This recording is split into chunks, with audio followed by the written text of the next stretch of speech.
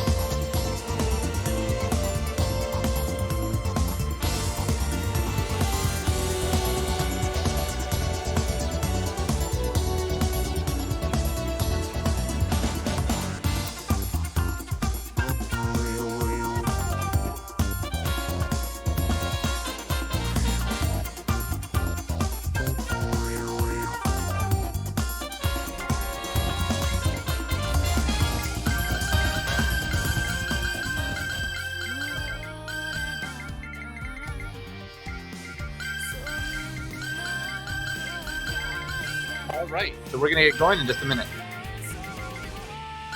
Yep. Who's up? Yep, we're just going to get going in just a minute. It's gonna be Rakir versus Disfortune. Fortune, yes. One of our newer players versus a player who's one of our better casters, especially our best caster in Canada. Oh yeah, are we running? Okay, there's probably a discussion like the stage rules or whatever. Yeah, we're not going to do anything with that today. So. Okay. Yeah. Just wondering. All right, so we're going to get going. So this is a very interesting matchup because we've got a character that really can struggle to get in versus really one of the better keep-out characters in the game, I would say. Yeah, I mean, Rakir just immediately went in though at the beginning, so but like he has the ability to create a wall when necessary, and that's really what works for him. Because Caster does have a lot of mix-up potential, but when she wants to stay out, she has quite a good capability of staying out. I wonder. This is interesting. Rakir is doing what is that move? 2-2-A, like for the oak. I actually think it's a very good move, just stopping people from being able to do a lot of things, especially if you do something setup based like his lightning bolt. But I mean, I wonder why he's doing that now. Like he wasn't doing that before, so maybe it stops. Maybe that like stops activated or something. Like maybe he found an answer for it. Something that could give him more potential. I know he was struggling with activate wake ups before. Right. So nice first job to here, really popping in there fresh. But having no meter for the second round, this could actually be a big deficit. Yeah, and Salter has like almost 3 bar or 300%. So it's, unfortunately, it doesn't convert that. He does a ton of damage, so it can be rough for the Kirgis. Yeah, and each time he gets one of those lightning bolts, that's going to be more meter drain. Yeah. Thankfully, Saber Alter does have enough meter to go around for right now. Right. Nice bread and butter. Do lightning bolts? Oh no! Something different. Yeah, like he's doing different stuff, and I'm wondering why. I mean, out, you know, what would be potentially better to, because if you activate it there, those blizzard bolts would keep you locked down first, perhaps. Right. I think it'll actually catch your action. No, well, yeah, we'd have to test it to be sure, but he might have been labbing a bit of this in advance. Right. Trying to find new ways to make use of Caster's fantastic Oki game. I love those skeletons, acting as a hit of armor and really shutting down Saber Alter's ability to just hit buttons on block while blocking. I'm really confident. Yeah, really confident 2-0 for game 1. I'm interested to see where Disfortune goes to try and fix things, because or who he plays? No. I don't think Disfortune plays anybody else. No, that's fair. But I mean, I imagine he wants somewhere smaller just to stay in. But honestly, as we said, Rick here was willing to go in a lot more than I expected. You guessed it. Going to the stairs. Yeah, one of the smallest stages in the game with pretty flat walls.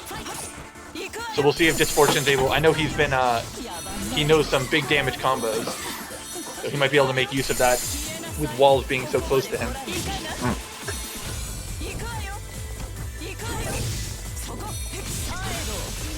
I got caught out of the 2-on-4. Yeah, okay, well, unfortunately, Rakir wasn't able to really get any cross-up potential.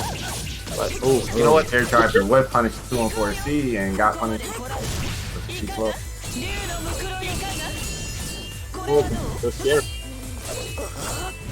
And command grab. Look like Rakir did press a button. To toss into pressure. I actually think that her command grab has some good potential with mixed in with her command grab A. Wow, the skeleton. I didn't think I thought it was super, yeah. Wow, that's really impressive armor. Alright, so we're gonna see another Oki situation. Oh, or not. Rakir drops the combo a little bit early. Yeah, that's the thing. I think when Disfortune's getting desperate, he has to force his way in with 2-1-4C. That's a dangerous game to play. He does. I'm surprised he's not more conservative with his meter. I mean, at this point, look at the health. I guess he just doesn't really care. There's another round to go. Unfortunately, uses his activate for that. Doesn't get any access to healing. All right, you would have to get something right away. This could be it. Could really, yeah. Right now he's winning. Just called out the game. Yeah, it's over. Fantastic job. And really. Meter and a half for both. Oh, the air counter hit so deadly.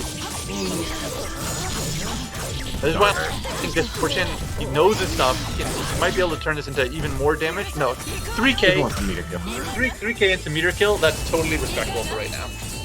Especially now he's got all the meter in the world. He might want to try and make use of some more push block if he could get it at the corner only. Another command. Again, he's catching him out with it quite a lot. I think we might see Rakir starting to mash 2A a little more. Especially given how much Disfortune's managed to convert off of his command grab. Drops the combo, but a really sizable lead. Yeah, but now in the mix. He's gonna activate. Well, he doesn't realize how good he can be in the situation. You have to deal with these mix-up each time. Rakir spaced that one to activate. Couldn't punish.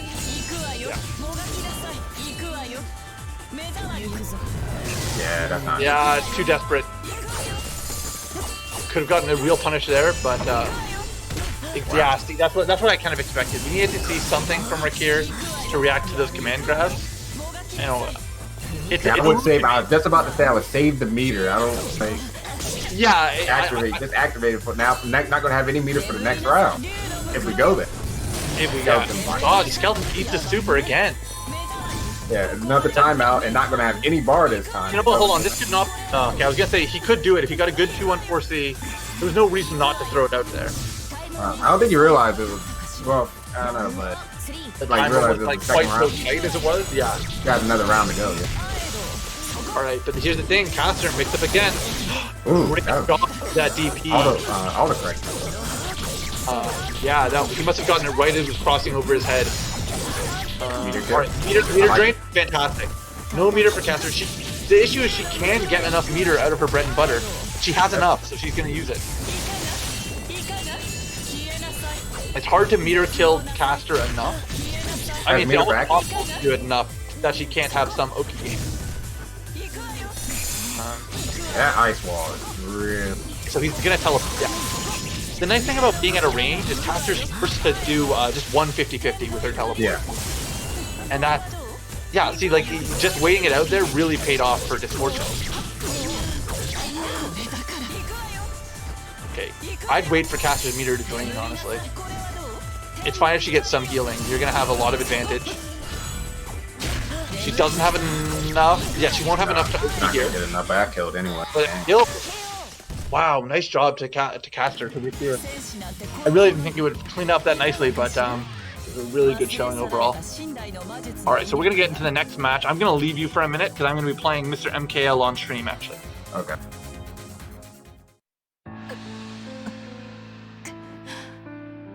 ここは起きたか。事情は話せるか。助けてくれたのですか、あなたを。その血はどうやら返り血のようだが、迷惑だったのなら帰るがいい。忘れろというなら忘れよう。いえ、待って。どうか私を哀れと思うなら契約を。あなたの魂を糧とする代わりに、私はあなたにあらゆる望みを叶える聖杯を捧げます。私は聖杯を争奪する戦いのため、この世界に招かれたサーバント。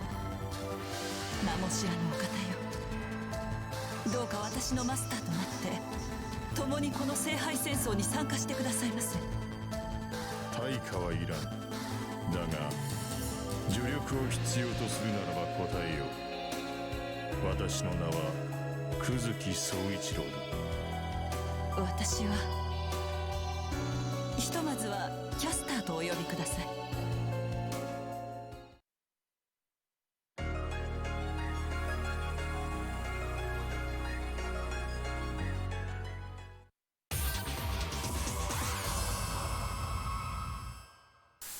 前例をかけ、我が主さえ問い殺そう。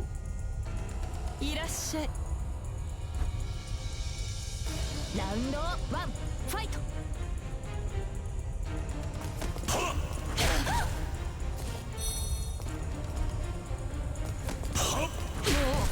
いや、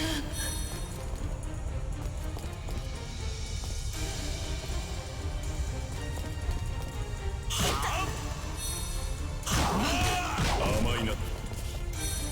なんてこと。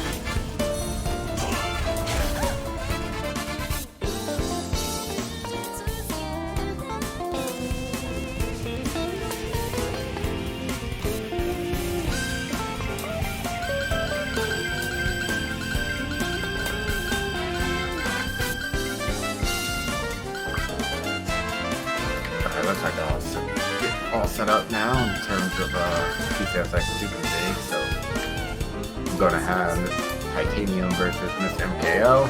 Not see what the sides were.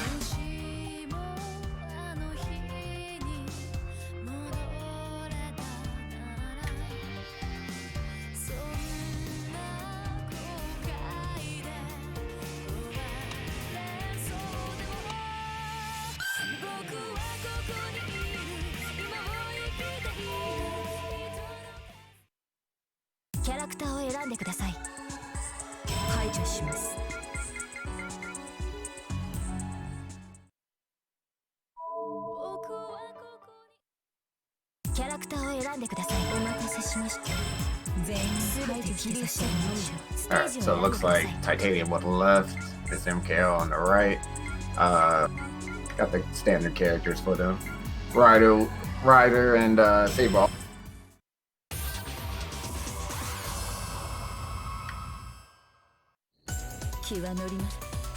Alright, so Ryder does have like some zoning tools. Titanium just goes in right at the start. But Ryder does have like some zoning tools. You got the chain that you see. The jump chains are pretty decent for zoning. So I mean, probably go to try to keep Saber Alter out, or just zone to get it. The Saber Alter, you generally want to take advantage of her explosive.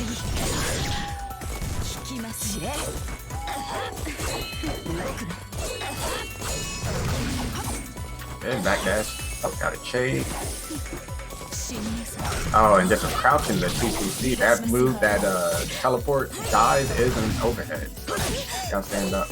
Stand up, you could walk back. Saber Alters walk back, may not get out of it, or you could backdash, which is kind of what I did. Okay, got the sidekick loop.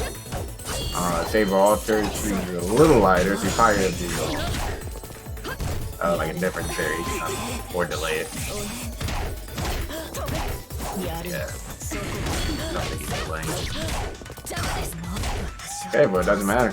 Take that first.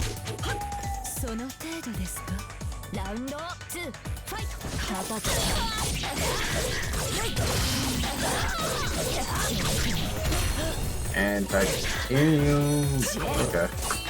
I expect that. They've also did use some meters. So. Oh, I wonder what Sam was doing. Maybe trying to do super there. Just to kill if Sam does it first. So.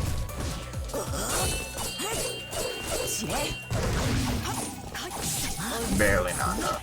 But here we go. Got the Rider crossover. That countered anyway. So Mr. MK was doing something. Just a light to finish it off. Mr. MKL. So 1-1. Something like good match.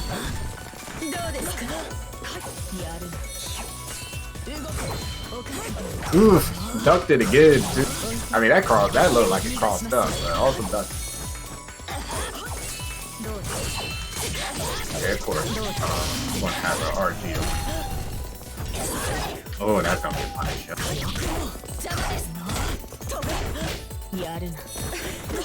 Got a throw after he dropped off. And a throw right back from Saber Alt. Getting some jail, getting a nice knockdown, but Titanium active. So Flex keep himself safe on the push ball. Tatum's been doing that a lot recently, and it seems like it pays off. Oh, look at the graphic work there. Falling in slow motion.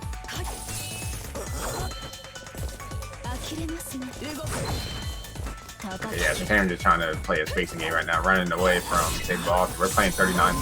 Alright, got right back in. Fake cross up, it looks like. Oh yeah, that's the first game is Titanium. And we'll see what the stage pick is. It's kind of funny because Miss MK actually does like that stage a little bit too. But I wouldn't go to the same stage.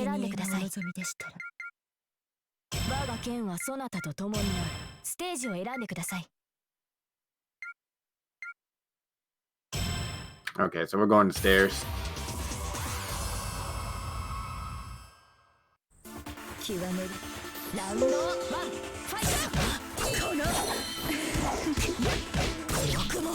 This stage, one of the smallest stages in the game. I think it is the small. Saber Ultra definitely likes this. Since she's so slow of a character, she just wants to get in there. This stage makes it easier for her. Oh wow, that looks weird.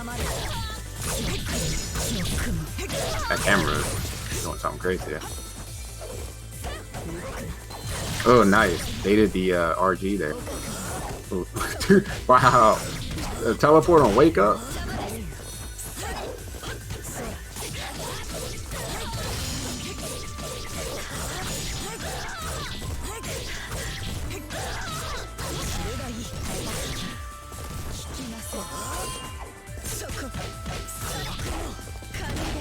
Okay, I gotta get some meter drain. Nope, misses it there.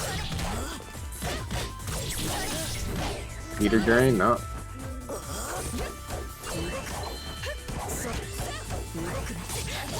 Oh wow, that's why that push block works. It's in the corner, so it's a lot harder to push block somebody if you're in the corner. So.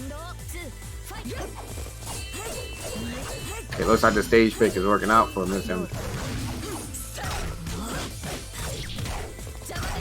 Okay, sidekick loop. And ducks it again. I don't know what Miss MK was doing there. Keeps crouching the teleport from Ryder. That is an overhead. So, like I said, some options you can do is you can backdash, you can walk back if you're a faster character. Ooh, got the meter drain. You can even reflect guard it.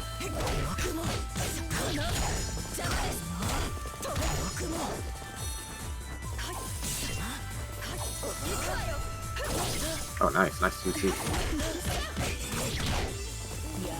Yeah, that's it. Chain, knockdown, does some flat damage, and yeah.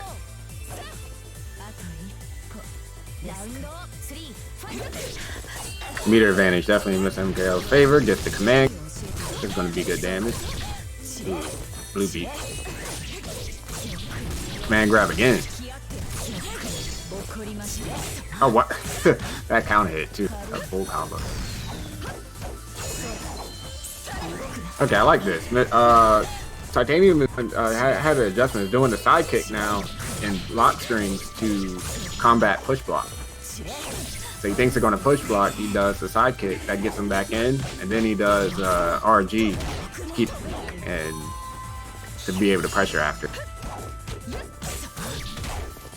I like the adjustment. Oh, that counter hit too.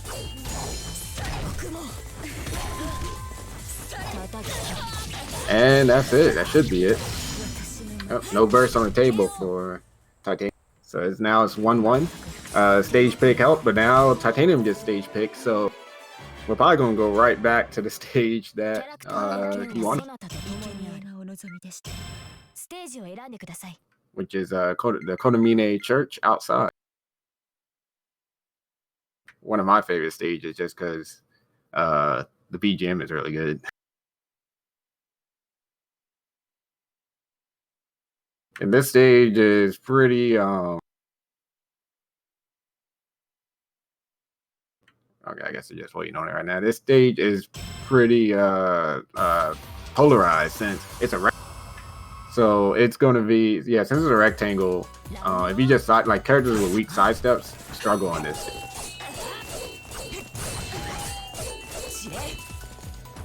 Since it's like it's one of the longest stages in the game on one side, on one of them.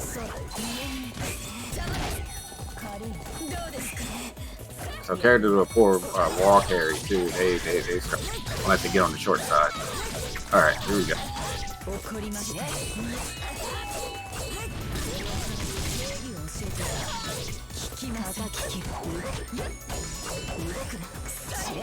Oh, nice jump C. Didn't really get anything off it. That was a cross up, but it was counter anything. That's counter hit, gonna get a comp. And that's it for this round. This MKL goes up one round in this last.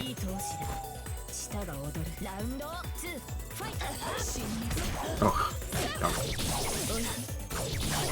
nice, got the chain loop, but that's it up. Got punished for. Command grab again. That's been catching Titanium a lot.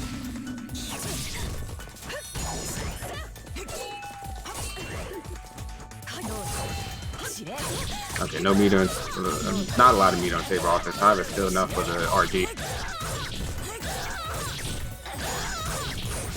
Ooh, missed it. That's okay.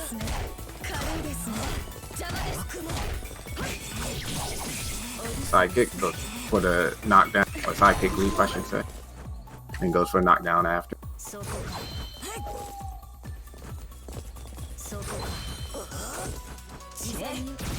Yep, Miss MKL's in the air. That's gonna.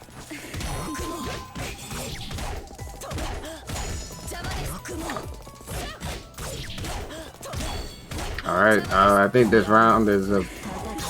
Ooh, stop. Got a burst out titanium now, and got some.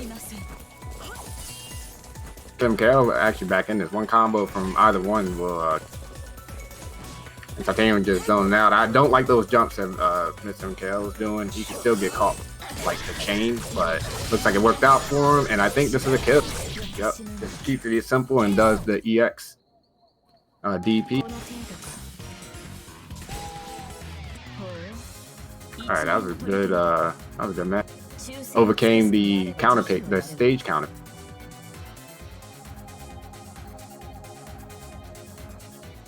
Mainly kept it on the short sides of the stage. So it never really, the stage never really became a factor. Actually, it was better for him.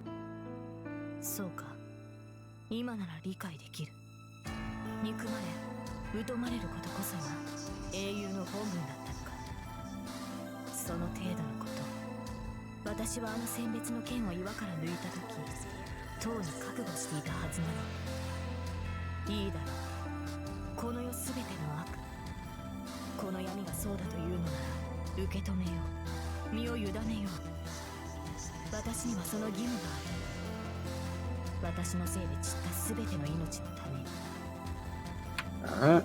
目が覚めたよね、セイバー。どう？私のサーバントとして生まれ変わった気分は。長い夢から覚めたようです。目をそらしていた現実とようやく向き合う覚悟ができた。I gotta go play my match on. I gotta go play a match now on stream, so I will just leave. かつて私は理想を抱き、自らもまた諸人の理想足らんとした王だった。そんな希望に準じたものだからこそ、真の絶望というものが理解できる。All right. So we're gonna get going in just a minute. I'm actually going to be solo commentating this because actually, Mike, can I get you to play Diz on setup 2?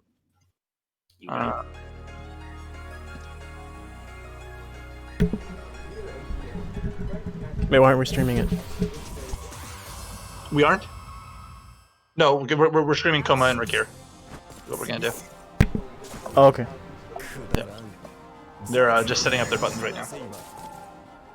So, we're gonna be getting going in just a minute.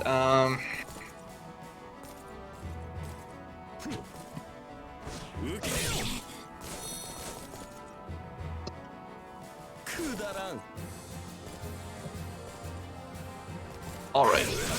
So we're gonna be having a fun match. We've had this match before, Coma and Rakir. Obviously, we've already seen Rakir once tonight, and Coma has been dominating these weeklies for quite a while, actually.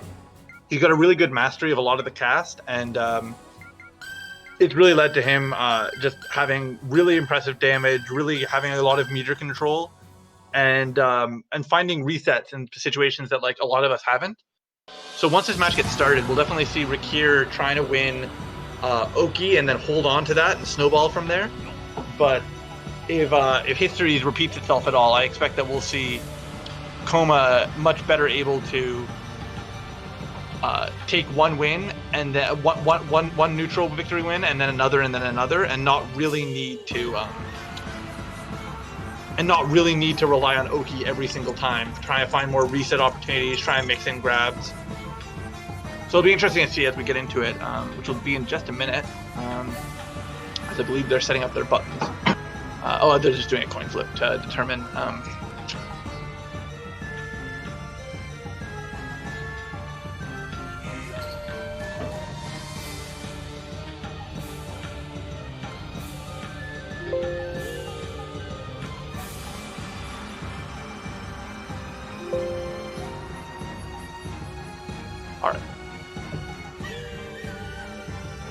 Okay, so we're gonna begin in just a second as we do these buttons. I remember if this is your first time watching this. This is Fate Unlimited Codes. We're working with in conjunction with a streamer from Toronto Top Tiers and representing Greater Gaming in Toronto. This game is it's a 2008 PS2 fighting game, and it's got a growing community both offline and on. And this is a server we rent, so if you're interested in playing it from anywhere across Eastern North America primarily, just come join the Fate Unlimited Code server, and we can definitely get you set up, and we can definitely get you into our free Netplay weeklies every Saturday.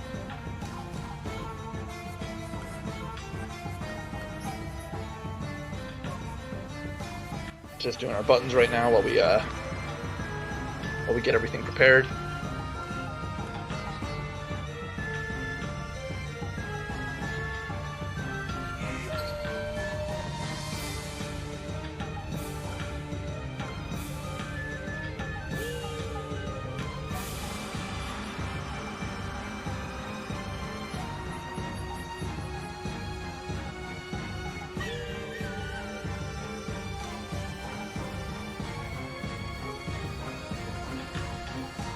I think these players are setting their buttons right now.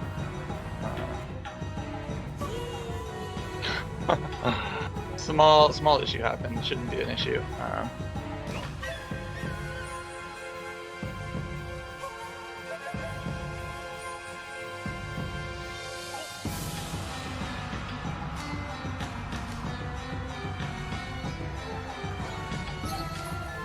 I'm just gonna be right back in just absolutely 2 seconds just to get this going, and then we're gonna start our match.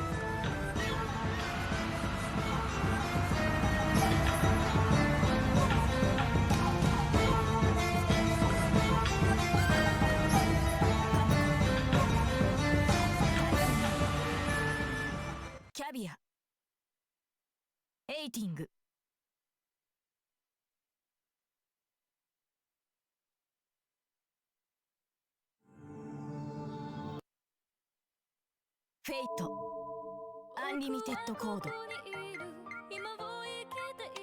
Fate Unlimited Code.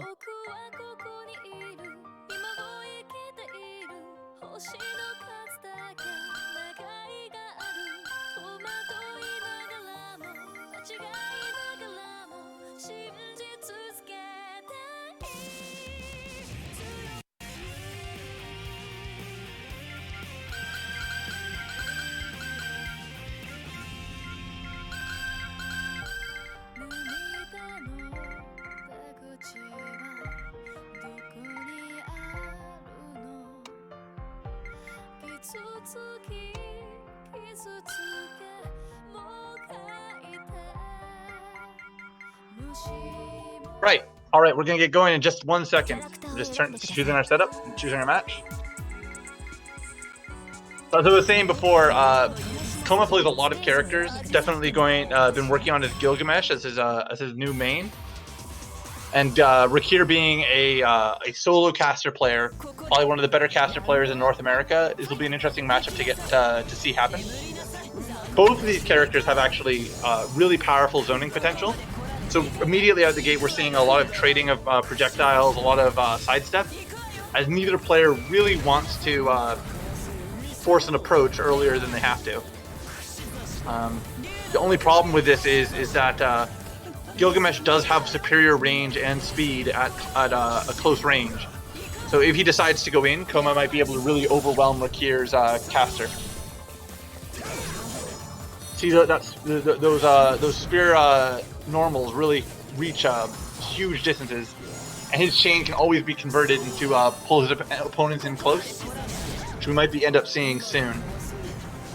But I definitely agree with how Koma's playing, just taking it slow right now, and then not really forcing an approach. He has the advantage at every range as long as he plays this matchup properly, and I think he knows that well, and he's making good use of it. Now we might get a chance to see Rakir, primarily known for his Oki game, but unfortunately he doesn't manage to convert it into anything right now. I think he's worried about meter management. He might recognize that this round might be difficult to bring back. and is just looking for a method of draining his opponent's meter rather than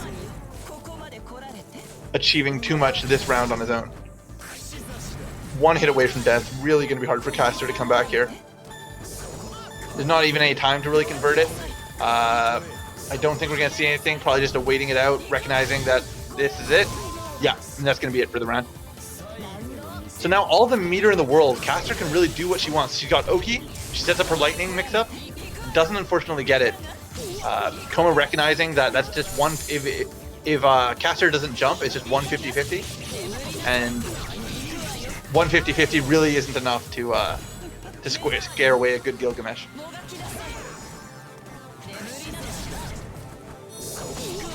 Koma's playing a little bit more aggressively this round. I think he might want to push right now, just because he's at a health deficit and does not want it to last. Because he might not be able to make that health deficit if he just continues to play it in a range. Or if he was able to, he'd have to make it up a lot slower than really one or two really good combos could end Caster's life with if he executes it properly. Alright, grab not doing it, but Oki opportunity. Got access to chain. These loops can go for a very long time, but unfortunately only gets 3,000 damage out of it. Has to waste 2 full bars of meter to burst. If this goes to game 3, he might end up regretting that decision. And it looks like it is going to go to round 3. The meter advantage in this game can be a really important factor, just because almost everything is tied to meter in this game. Burst is tied to meter, supers are tied to meter, cancels are tied to meter. So you really have to be able to say, is it worth spending what I have right now, or is it better to just hold on to it, lose the round, and go into round 3 as a much more powerful character? And really, unfortunately, Koma took advantage of neither of those factors this round, and we're going to see Caster now with 3 full bars. Probably will burst out of the next big combo that she gets put into, just to keep herself safe. Oh, but I'm unsure how to get out of this, really getting trapped in the corner. And he's forced to burst just to get out of block, which is, unfortunately, not a great use of meter. You know, if she can't win this neutral mix-up, alright. A little bit of healing, return to neutral, burn her meter, that's fine for right now. It might be hard for Koma to get turn any one hit into a kill at this point. So there might still be 2 neutral interactions. C drops that combo, but probably only would have gotten... He might not even get enough here if he doesn't convert it, but he's choosing to spend the meter and drops it. See, this is what's important. Now, just enough meter for an Oki game. Is he going to do the jump mix-ups? Yeah, he tries to mix up his side twice, toss it highs and lows. Oh, this could be big. Really, after this interaction, it's going to be one interaction is going to make the difference. And unfortunately, whips his button. Makes a big error. And chooses to try and just survive this round. Oh, but not quite enough. Perhaps should have tried to run away, just return to a zoning position, but staying in that close range, Gilgamesh's range is nothing to sleep on at all. I don't really know what stage these characters would prefer going to in this matchup, just because they both have a similar zoning game plan at their core. The stage size is a lot less relevant than others, and I think that's what we see Caster Rakir doing right now, just going to Ryodo Temple Fire, which is just a very comfortable stage for him. It's where he practices a lot of his tools. Just hoping to sort of be able to execute what he's practiced in training mode a lot better. But unfortunately, it seems like the opposite is happening. Getting some huge combos out from Gil and Koma out the gate. Both of them with so much meter, but I don't even know if I can recommend bursting out of this combo right now. It's such a deficit. It's so hard to turn it around. He's going for a touch of death combo, but unfortunately drops it. That can be looped and often forces your opponent to spend meter, which I think is what Koma ultimately wanted. Alright, he might just activate on wake up. No, oh he does. Okay, he's fine spending the meter. He wants to win the round. I actually seems like both of them are desperate to win the round, going for healing over meter conservation. But you know what? Maybe I'm speaking too soon, because this is actually looking really dangerous right now for Koma. Neither player with any meter, but staying on the aggressive. Only 30 seconds left in the match. We might see this end up coming down to a timeout if... Oh, I was going to say, unless Koma gets something big started right now. And drops it. Oh, this is really unfortunate. I'd love to just see an activate. Just get Koma off of you, wait out the timer, take the first round. Exactly what I wanted, but unfortunately trades with it. And this will most likely be the round. Nice job at Koma.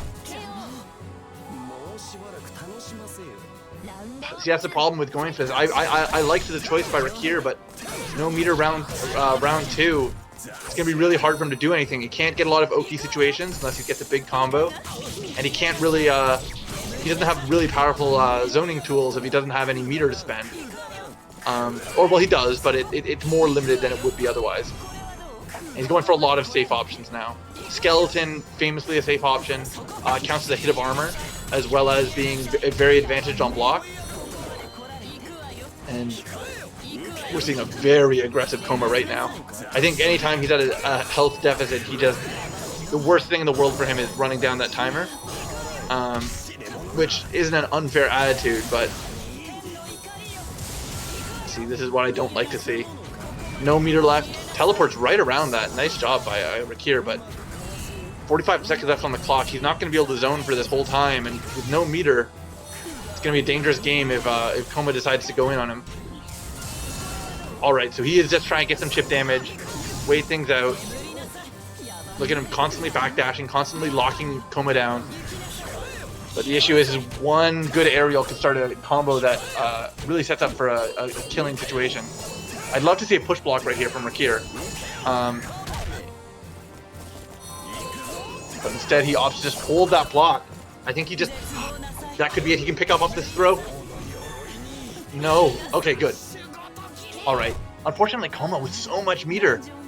We're really going to see him just... There's no reason to conserve it at this point because it is the final round of the game.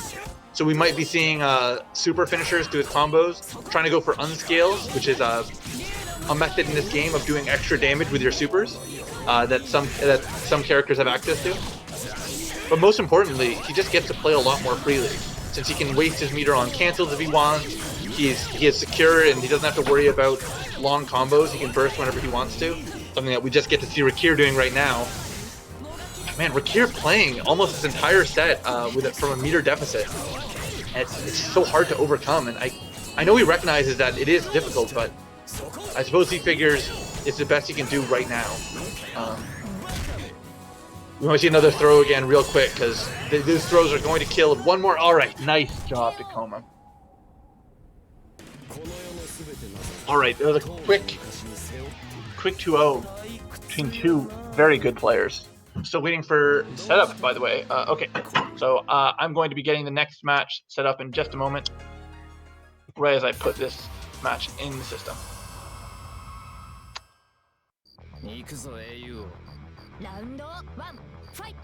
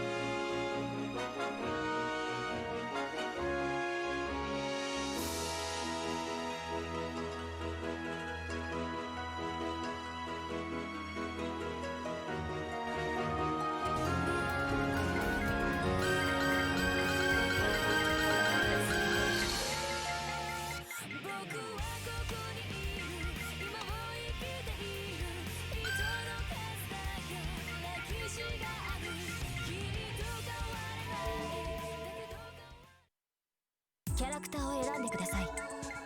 お待たせしました。思い知らせてあげましょう。ステージを選んでください。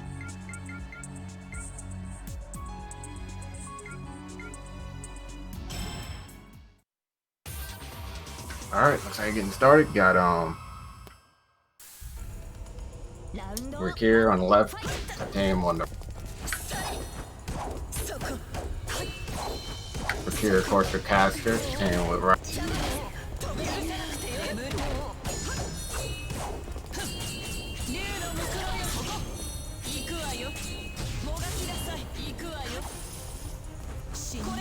Oh yeah, that was a good teleport right there. I like it. Alright, so Caster definitely wants to try to keep Ryder out, but she does have options to get in. Like, she has a teleport, she has like the chains, which like have a really deceptive hitbox on it. Like, they will catch your jump even though you feel like you aren't anywhere near like that. And then you get knocked down and you get into this pressure. So we tried to go for a throw. Rakir was trying to break there, but got to throw his own.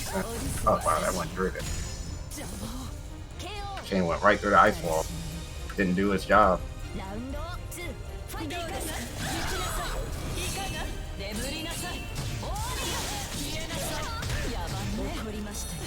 Yeah, Rakir been missing that a lot. Understandable. The knockdown. Okay, we got Psychic Loop. Gets missed.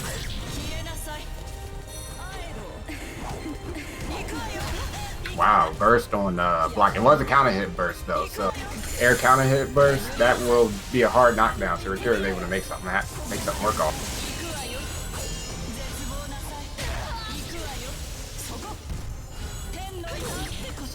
That's such an interesting OP right there. I wonder why he does it.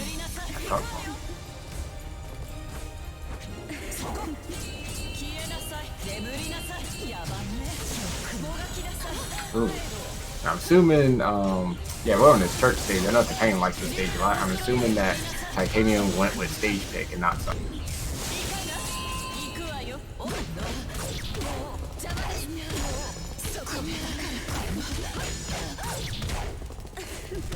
Ooh, good sidestep in the combo, but and then continue that.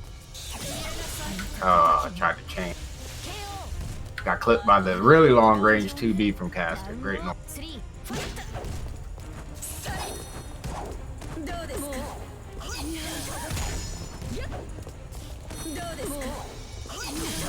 Okay, doing that. Wow, that looked interesting. One day just working on new combo. That's gonna kill. Oh, wow, okay. It landed in time to block.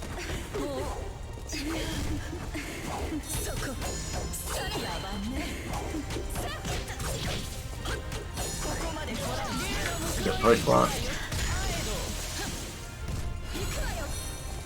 Yeah, okay, so that's the stop activation run in. That's interesting. Oh, so that's why he does that. Rikid's been working on that. Okay. That's the beta activate. That's cool.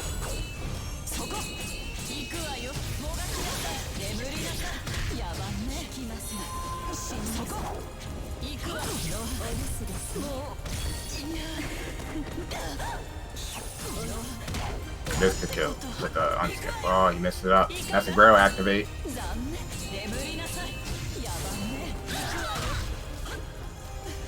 All that, look at all that health that Rakir's getting back.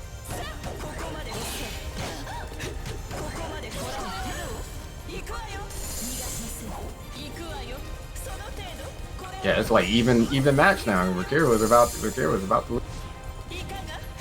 No meter though. Oh, 10 seconds. He activates, so Rakir does have to do something. Gonna teleport. Gets a throw. I don't think that didn't matter. Okay, barely. Wow. All right. So for who asked, what was that? Mellow Bowl in there? It says on PS2 emulator.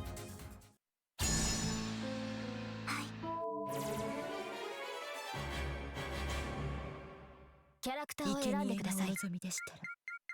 思い知らせてあげましょう。ステージを選んでください。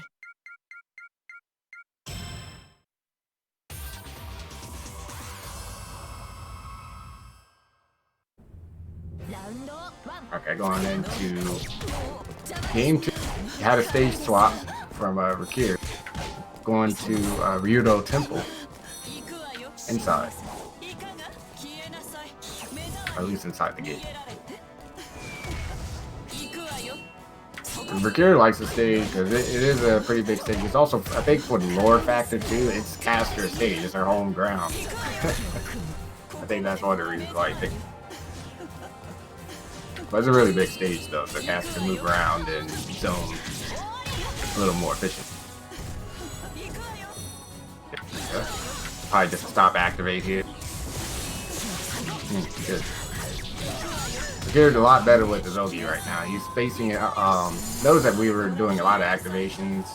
He was doing 63C wait the lightning, and now he's spacing it out a little bit and also doing different moves that don't really take the meter to bait out the activation and make the opponent waste their meter. So it's pretty smart.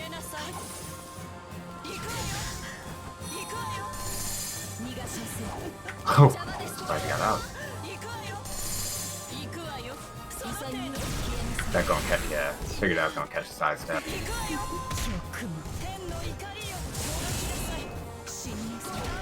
Yeah, got caught by the TPC again. Yeah, that landed right in front of caster for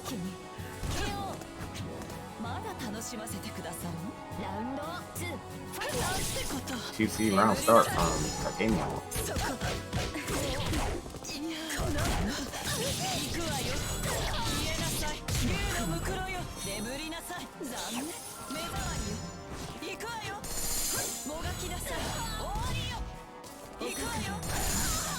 Okay, the ice does stop 2C, the toe. That's good. Wow, can he sidestep? Just a half circle back here. Snipe caster out of the air, now getting some Oki. Does fake dive kick, or does TK dive kick, fake dive kick into, it's not really fake, but he does it really low to the ground so that it doesn't have a hit. Yeah. Okay, I like that. The 2-2C to get right back in after the super. Sam hasn't been doing that.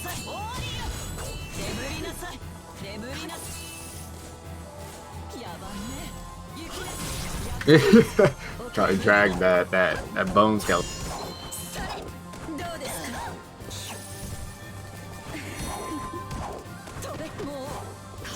Oh, he's doing 2-3-6-8 for some reason.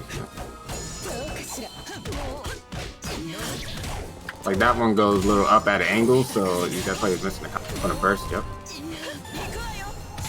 Activate, and as long as we're here to keep Ryder out the wrap.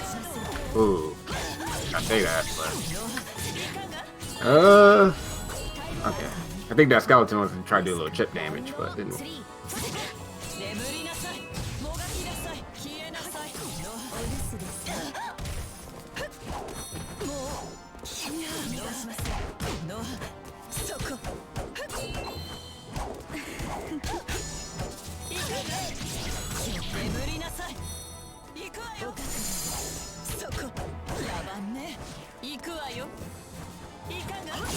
No meters from caster right now. She's coming up on the ball.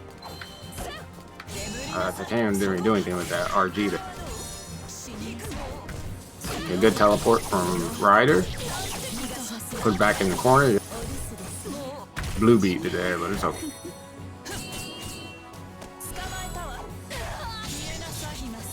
Throw from caster, Mr. Knockdown.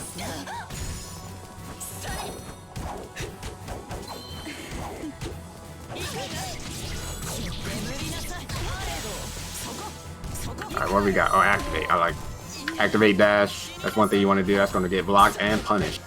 Caster's coming up on a bird though. There it is. Without a range of it, and throw punishes it to a grab combo. And Titanium takes it to. This is essentially this is a Christian game. Yeah, you seen hey, you seen Kirei and Ren? You know, you got the black key.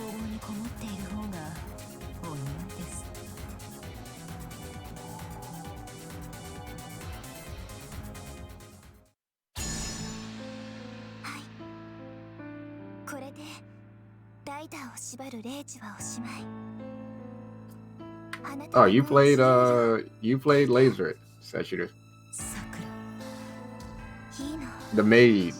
One of the maids. 私はもう持たないから。でもできればライダーは先輩を守ってあげてね。戦いは未だ続いている。さくらが聖杯に飲まれ、私はこうして彼女の最後の願いを守っている。しかし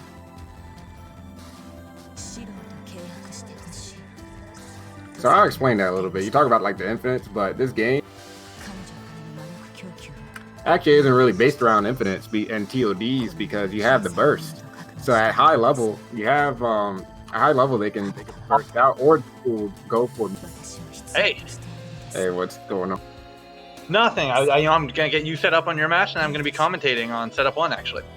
Oh, okay. What is it? Winners final? Yeah, winners final is gonna happen. We've got a losers match going as well, off stream, and then we're gonna play the rest on stream. I'm playing it. No, I'm good. You're playing Diz actually, yeah. Got it. I'll go. Or I guess you can set me. I guess you can set me up. I'll go over there. Yeah. あなたでは私の子に触れることさえできない。私には負けられない理由がある。ラウンド1ファイト。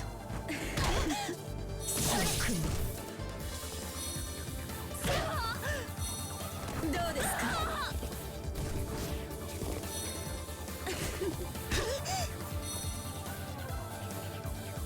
岡君、呆れますね。どうですか。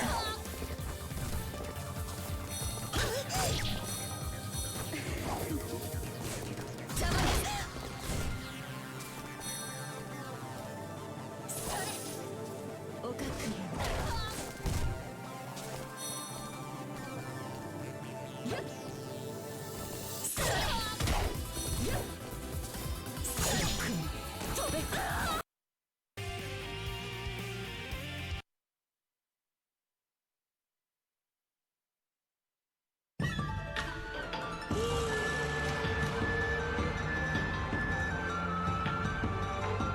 All right, we're about to get into our winners finals match.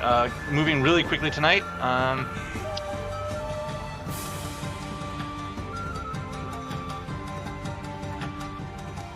And we're going to be seeing Archer most likely versus Gilgamesh. A much less zoning matchup than we just saw Gilgamesh in, but nonetheless, we'll get to see a variety of playstyles. Both of these being the two primary form change characters in Fate Unlimited codes. So we're going to be getting into it in just a minute. Once again, we're just about to go into winners finals. I want to shout out, if you've not seen this game before, that's Fate Unlimited Codes. It's definitely a Christian game. Popping over to the over to the stream chat. It's a really cool fighting game for the PS2. And if you've not heard of it or seen it before, definitely check it out. We're Fate Unlimited Codes. We have our own Discord, which I'll be posting in just a second in chat for you to see. And really, this is just it's a very fast-paced fighting game with a ton of potential based on the Fate franchise. So if you're interested in any of the pieces of this, there it is posted. Then definitely check us out here. And Robbie DeWeeb, don't worry. Every Saturday, we're going to be having these weekly events. If you forgot to enter it this week, and if you live in North America, you're always welcome to enter. It's always going to be free entry for online tournaments. And it's just a great chance to meet the community, a great chance to learn this game. So if you miss this week, enter next week, and you'll definitely have a good time. Hey, is it possible to go full screen? Yeah, I got it right here, right? There you go.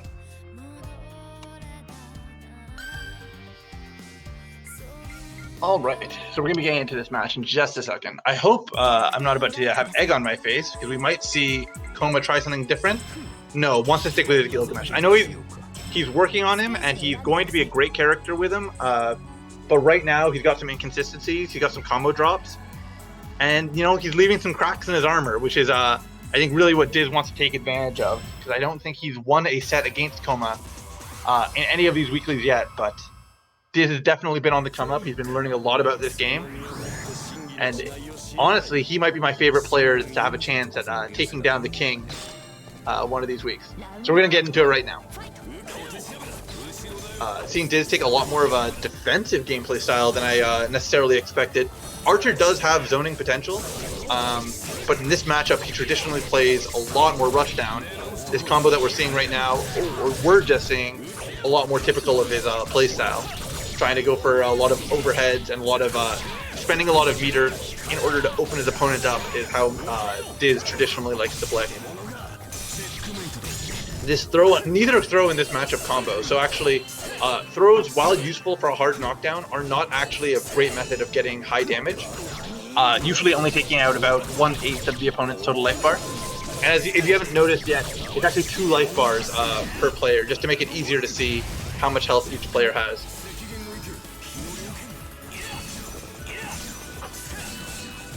Alright, now you can't get chip killed in this game, and I think, I was gonna say Koma's relying on that right now.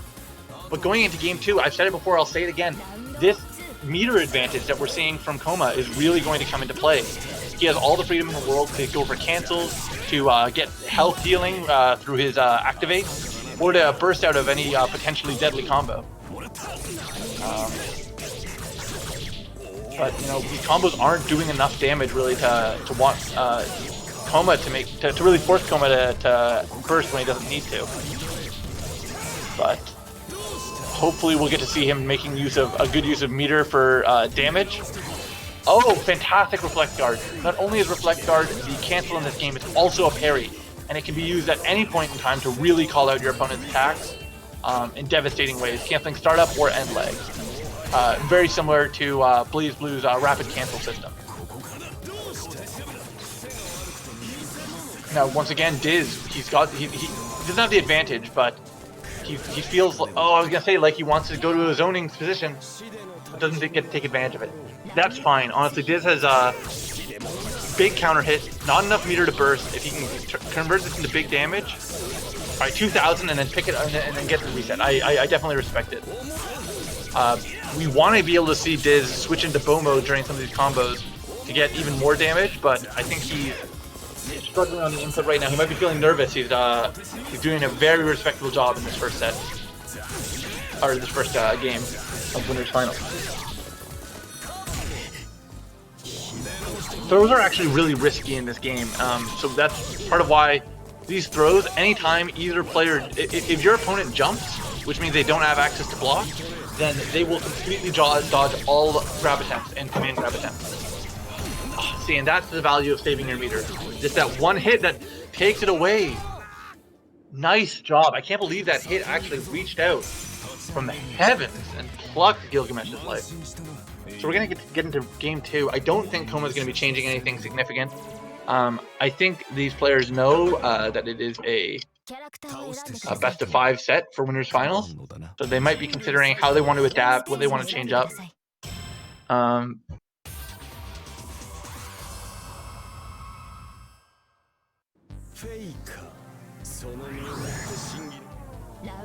Right, these players getting into it fresh again.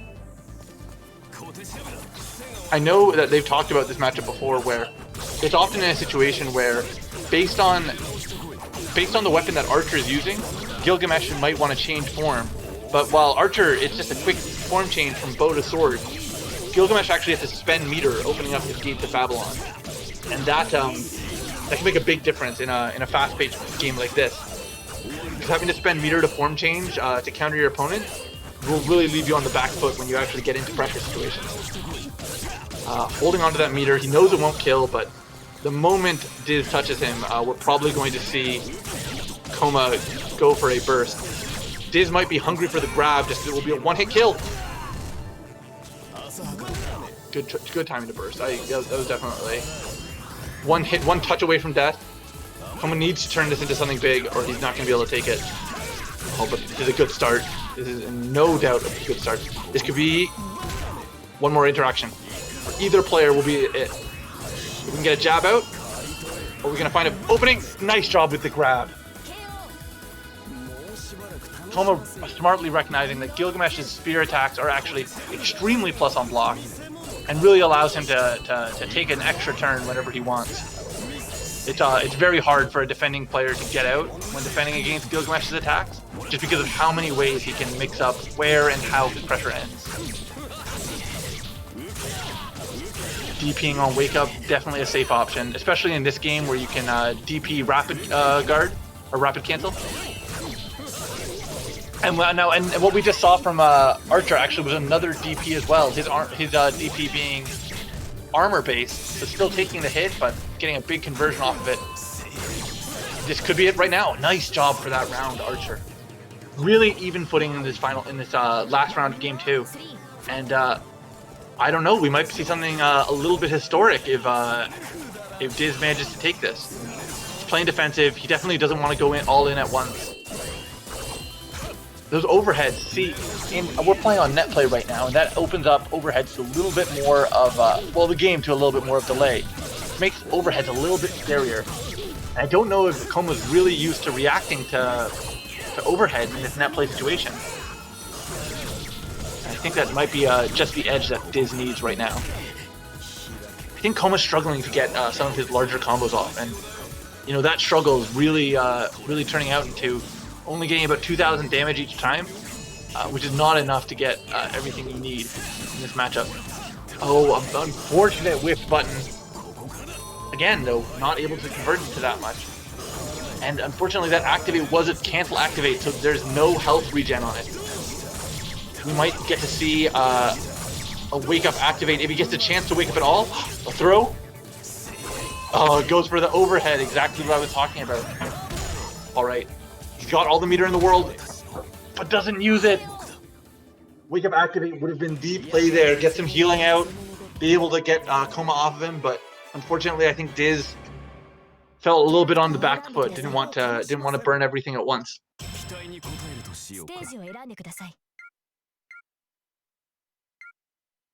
All right, definitely hesitating. He has a favorite stage. He loves these stairs, but I don't know if he wants to go somewhere that small in this matchup. Considering his options, probably maybe considering, would a bigger stage be better? Does he want to try a zoning game? Oh, and commits to a different small stage, which is definitely a respectable play.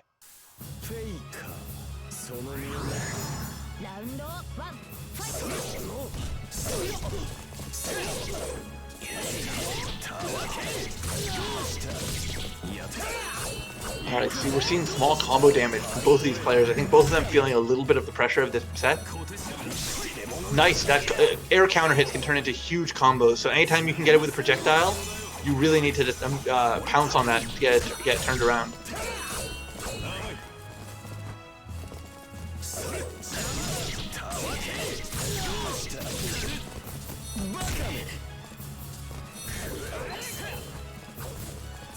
Both players holding on to a lot of their meter. I think neither one of them wants to get into a situation they felt like in the first set, where at different points in time, both of them ran out of meter and really were forced to play on the back foot. Gilgamesh is going to have the meter to burst, but I don't know if he's going to want to do it anytime soon, to be honest. But unfortunately doesn't get that super out. That super is very useful in a lot of these matchups, but that's going to be this round. Okay, well, no meter for either player going into round 2. I think that this is really the chance that Diz needs. These low meter situations, Gil can't change form, Gil's locked into a lot of his actions. Unfortunately, throws out a very weird Dragon Punch. Meter staying relatively even throughout these combos. Neither player having really good access to meter kill in the same way that other characters like Berserker and Rider do. And as a result, all they can do is give their opponent meter and hope that they're able to use it to better effect. Alright, nice throw. Better watch out for these wake up activates. It's getting to the point that I think Koma would much rather wake up activate rather than burst. But one more combo, one more touch, and he'll probably have to spend his meter in a way he doesn't want to. 3 bars of meter, but can't hold on to it forever. Unless he wants to take it to a very advantaged in the 3rd round. Oh wow, yeah, I think he does. I think he wants to hold on to that meter. A very aggressive rush in projectile, I don't really agree with that decision, especially with how defensive Koma was playing. See, this is what happens if you end up having to waste your meter. Even if he wins this round, which is going to be very dangerous at this point. I don't know how much advantage he'll be able to make of it. Wake up, grab. Okay, I respect it, but he should have gone for an option select. And unfortunately, it cost him. All right. Going to the next game. We really need to see some adaptation by Diz if he's going to have a hope in this round, in this game. He started in a very confident place, but I think he so frequently wants to return to that zoning game that that I think just benefits Gilgamesh too much. Yeah, it really was a comeback, Leviticus. That's no doubt at all.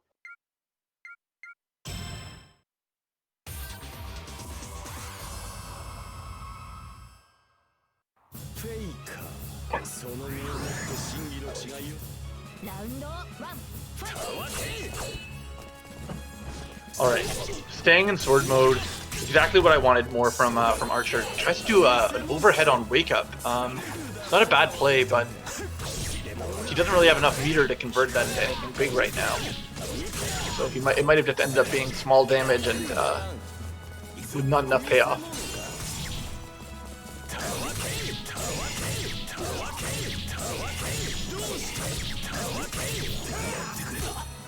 Now, this is exactly what I was saying before. Gilgamesh has so much advantage on this pressure. He's able to do so much, and so far Diz hasn't really been able to find a way out. He might end up having to spend meter here. I hope he holds on to it, because honestly, going into the last, going down a game and having no meter would probably be worse than just being down a game and even in meter. All right, now he's going for those overheads every time. I'd love to see some rapid cancel lows to really mix up Gilgamesh, or even rapid cancel grabs if he wants to be extra fancy. Right now, Gilgamesh doesn't have to be too concerned about a lot of Archer's actions because his pressure is just following too linear of a route. And I think Koma's really figured it out by the time we got to this game. You know, after our first game that felt really confident for Diz, I don't think he knows what to do to adapt. I think he doesn't know this matchup enough. He's just holding block for so long because he just can't find an escape. But nice use of push block, spend a little meter, get out of that situation. You know, 3 bars, he might as well spend that meter as well. But here's where we get into a tricky situation because at the meter deficit, Gil's more than willing to just run away. And again, same overhead mix-up. It's really hard to make use of. All right, you know what? For Archer that big, he managed to force Gil to spend his meter. Wake Up activate, probably the best play. Get some healing in, and then now, if he can, he's got the health advantage. He can play a lot more defensively, but instead he's going very aggressive. Oh gosh, and that probably is going to cinch it. Unless Koma drops this right now, that's going to be the set. Fantastic. Hold black and block. Nice job. All right, Diz. You got this. You got the meter advantage. Nice. He's reacting to his Gilgamesh's overheads. Exactly what he needs to do. Because Gilgamesh's grab is not too powerful, that overhead ends up being one of his actual mix-ups on block that can do something. Get out of the corner. You don't want to be in the corner versus Gilgamesh. That's the thing. If you go for the grab again, you get red. You sometimes get locked back in the wall against the wall. Now, cancels his opponent's Dragon Punch. All right, again, still even meters, but this advantage in health from Archer is going to matter a lot. Play defensively, Diz. Wait out. Don't go too hard on that bow. It's lost 2 sets before. We're going to see a jump in most likely from Koma. He wants it. He just needs to find where he needs to get it. To dash it forward right into it. Well, this is big. This is going to be a very, very big game. We're in game 5 situation.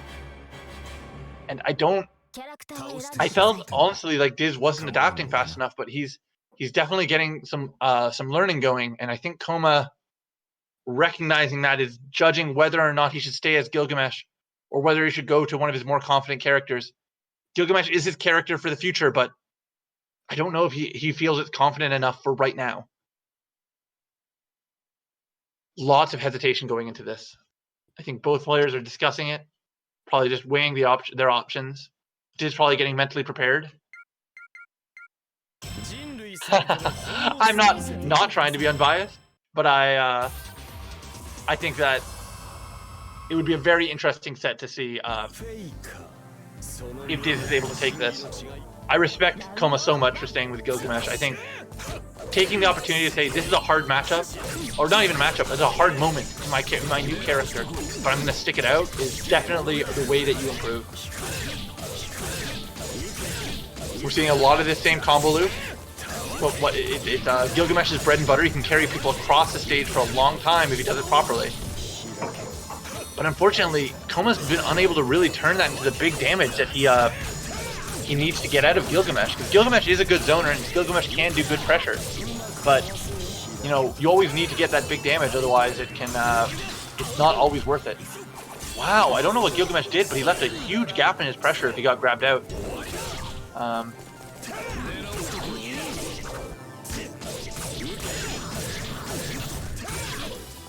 Doesn't get a kill, but converts it afterwards. Alright. Diz knows that he has to win this round. There's no question that, like, if he can't convert it... And we might actually see a burst right now, because... No. Can't get more damage off of it, so... Koma opts not to. As soon as we see a touch, we might see a burst? No. He's really saving that meter. When you have 3 bars of meter, it's really hard to just save it, but, because you're actually wasting potential meter that you would be gaining. Alright, we're seeing a very defensive Diz. Just wants some meter. Needs to find his moment. Probably going to try and grab out in a moment. No, good push block. Alright. Now this is big. He's going to have a huge health advantage. Really, Gilgamesh one big combo away from being dead. And not enough meter to burst again.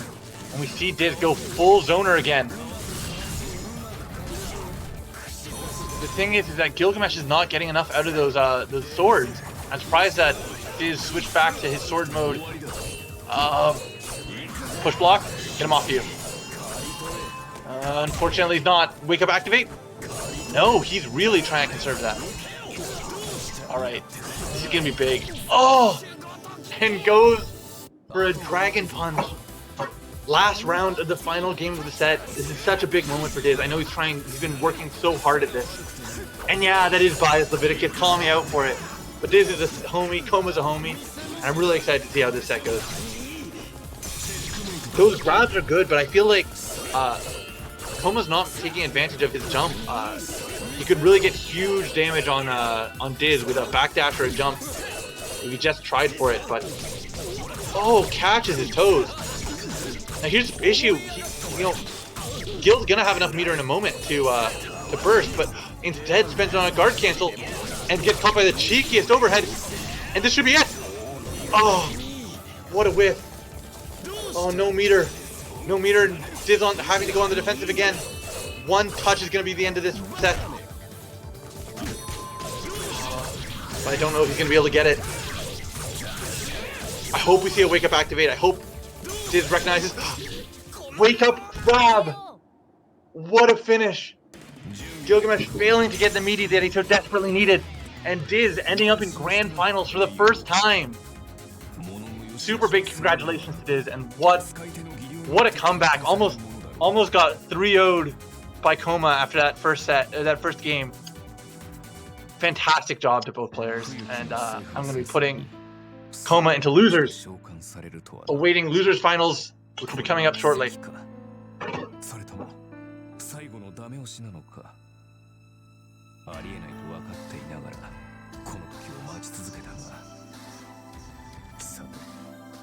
Alright, and I'm going to be actually popping off, not popping off, well I am popping off because that was pretty sick. Oh, it is! Man, I ain't gonna talk about that. Well, we'll get some chats with you in after we do Grand, unless we have to interview Diz afterwards. But I'll go get going on my match. Nice job overall.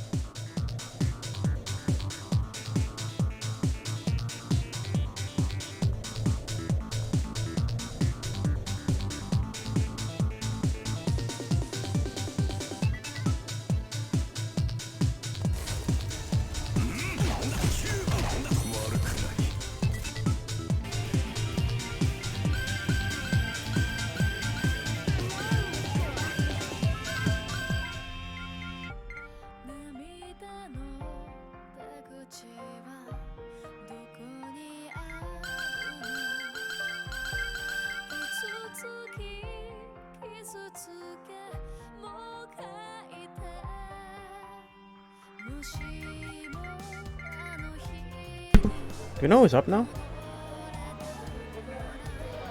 Anyone? The MKL Disfortune match wasn't reported. Looks like MK on Titanium. Okay.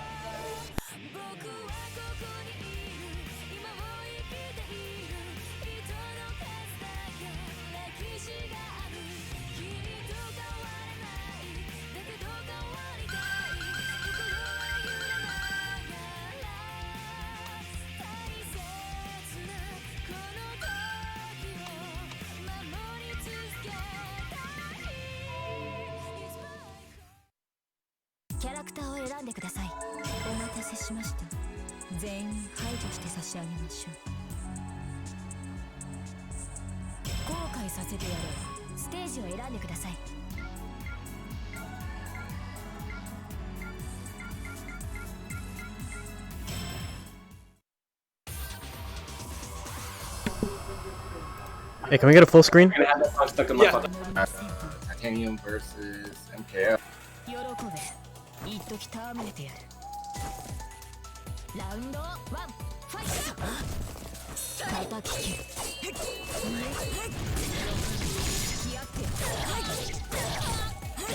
Yeah, oh, misses it right there.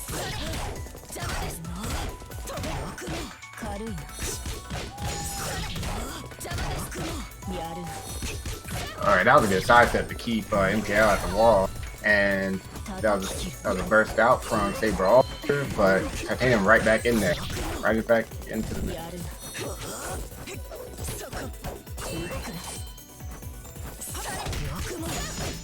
Dive kick on top of the dome. Go and get the side kick loop. Okay, there we go. That was the adjustment I was looking for from earlier. He was doing this earlier and missing it. He kept doing 63A into side kick into A uppercut into the side kick. And you just want to do A uppercut, side kick A, side kick A, and that will work on light characters. That's good adjustment. All right.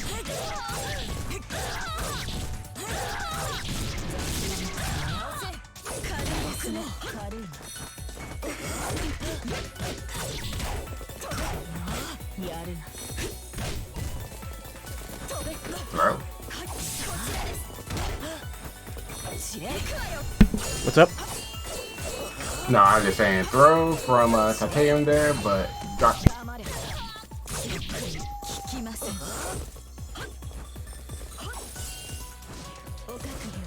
Alright, finally standing up on that teleport. I was like, that is an overhead, so you gotta stand up on the teleport. Okay, back dash from Titanium, and then Clash and get something off the Clash because MKL was airborne. Wow, I've never seen that before. Usually a Clash is neutral, but if you Clash in that situation, you will get a punishment. Since everything is air unblockable in this game.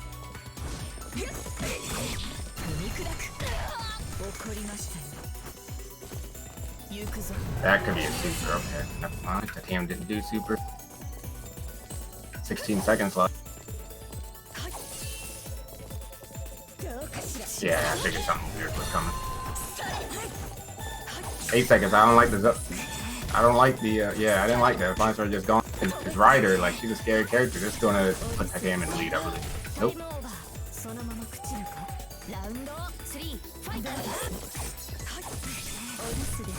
Yeah, got the chain on the jump. He was very good at catching jump. Like anti-jump. 6C, finally seeing that move. This is the 2-1-4.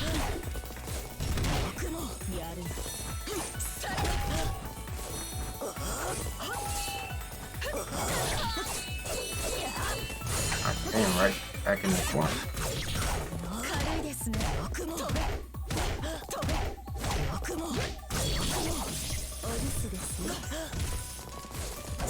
Nice sidestep to keep MKL at the wall, to get him to the wall.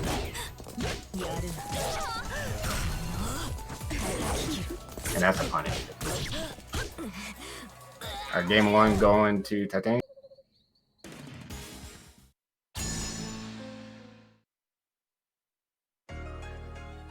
Okay, we're going to see what the side pick is from MKF. He lost, so he does get to choose his, or not side pick, but the stage pick, rather. He lost, so he does get to choose the stage.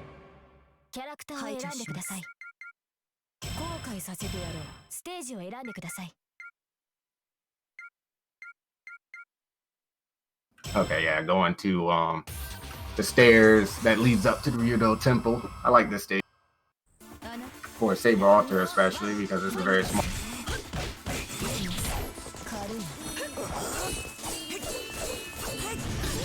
Alright, command grab. We saw that a lot the first time. You guys played earlier. I saw that a lot the first time. Command grab catching Titanium.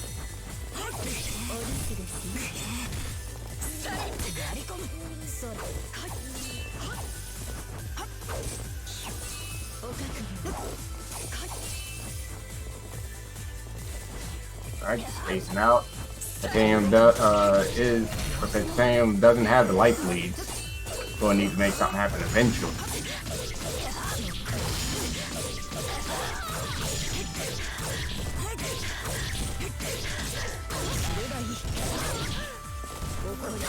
Good combo from off. Titanium wakes up with 623C. That does drain the opponent's meter, and EX DPs are invincible as well. Most of them are. That's not a rule amongst characters. Most of them.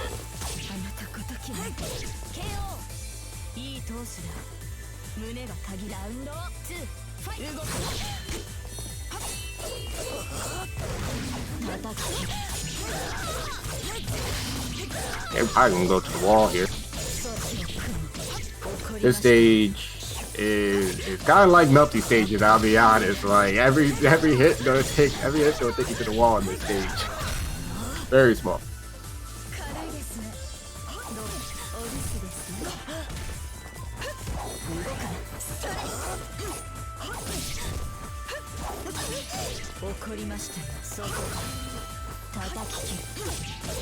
Alright. Oh, messed up. Alright, so that's 1-1 now for the games. MKL, that stage pick again, put in work, but probably gonna go back to Kotomine Church, the stage that Titanium won on the first game. Like, why wouldn't you go back here, you know? 気は乗りませんがラウンド1ファイトお覚悟をそら Alright, watch that.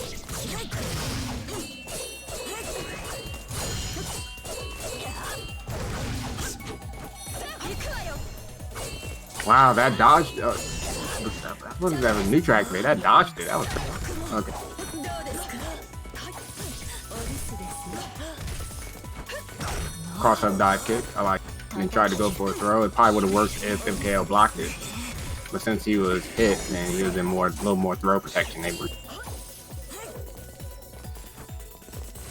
Like, you never know. You probably jump with. 逃がしません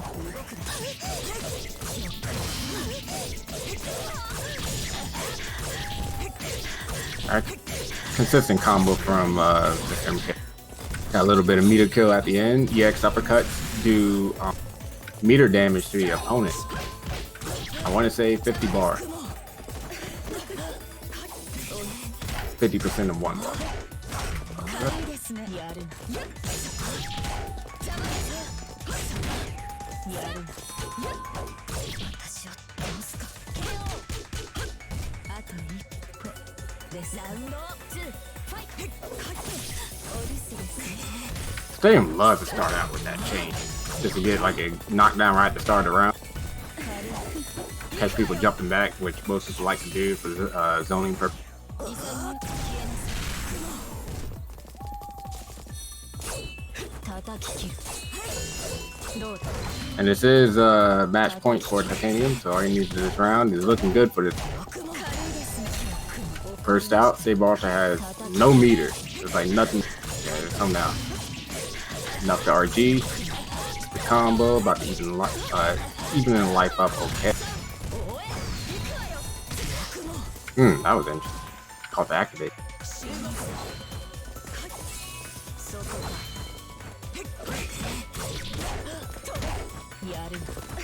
Okay, got the throw. It's gonna be a knockdown.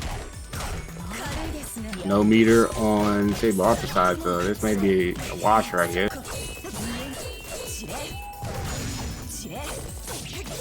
Oh, hold on.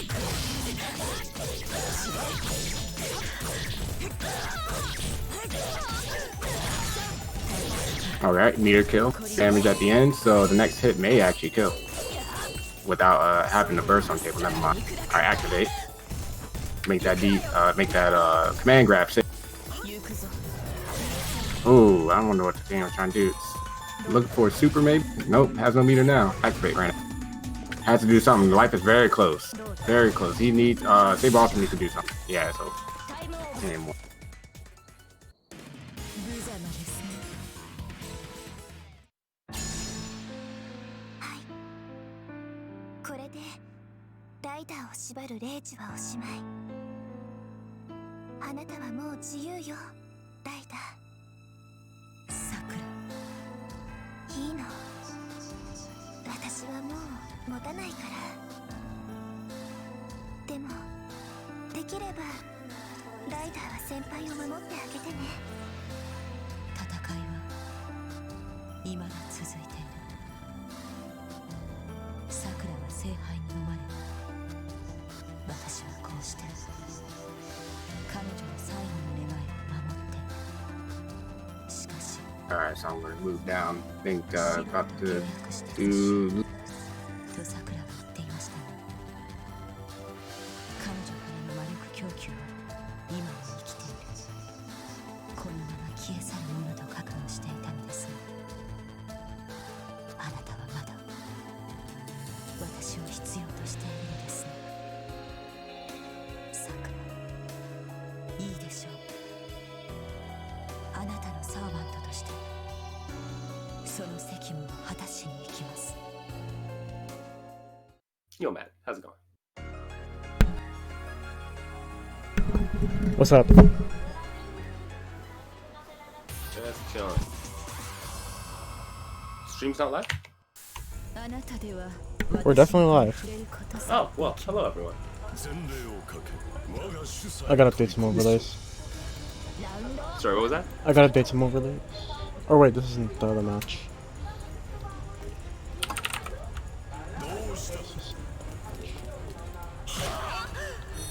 So Mike, while you're here, why don't you tell us about this? Tell you about what? I've looked at the stream. Oh, yeah. Fantasy Strike. We are running, Danger Man, Safety Man, and I are running Veiled Threat. It's an underdog-style tournament for Fantasy Strike happening May 31st. Check out the link right there, smash.gg/Veiled Threat. This is something that's open to people who maybe don't usually enter tournaments, maybe slightly lower in the ranks. There's some qualifications on the Smash GG page, but basically, if you haven't made it to Diamond rank or if you haven't won a tournament, then you qualify. And we want to see everyone come out and show the skills of all the lesser known players that are out there. Alright, cool. Should follow Grade Gaming. They're running some Valorant events now, but these guys usually run Smash events before this lockdown happened. I think it was like Melee and Project M, and Ultimate as well. And of course us, Toronto Top 2s. Follow us on social media. We'll be uploading this video to our YouTube channel, so you guys don't miss any of the action. And we're getting back to the match now. I think it's Coma and Titanium for losers finals. I'm gonna tell them to full screen it in a bit.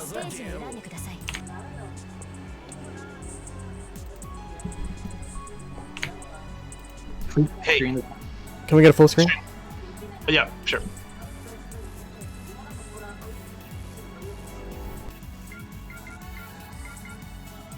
So, folks, Titanium and Coma. Apparently, Diz, I missed this match, but Diz going on a roll here, tearing through some really tough players, leaving Coma in loser's side against Titanium here, who just finished bodying me. So we've seen Titanium sticking with Ryder. He has a really good laser hit. I know he's been working on some other characters like Bizette, but he's been rolling with the Ryder here. Theo plays out against Gilgamesh, who I have not seen enough Gilgamesh, to be perfectly honest. Nick isn't around enough anymore.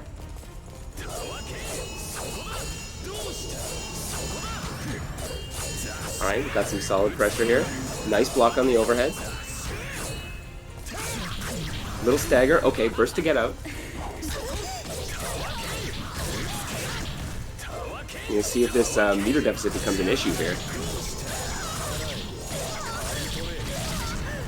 Coma's just absolutely bullying Titanium in the corner.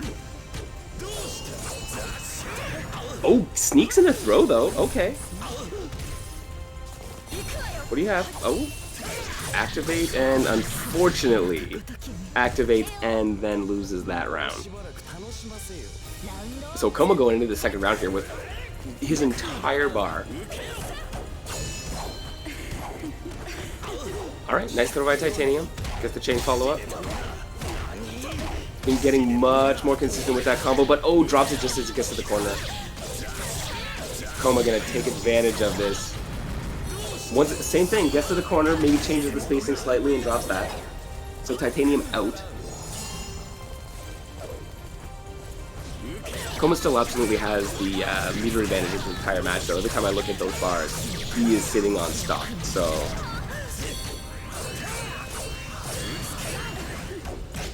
Not even using it for all that pressure there. Okay, trying to push block to get Titanium off. Manages to get the hit, not a full combo, but okay, reset into the throw. Gil doesn't get anything off of the throw, can't combo off it as far as I can tell, so... Once again though, Titanium using all of his resources. He's gonna get these cute little like 1,000, 1,500 damage combos, but... Oh no, doesn't block the overhead. Dang, okay. Completes it in the corner. Coma taking that one. 2 rounds to none. And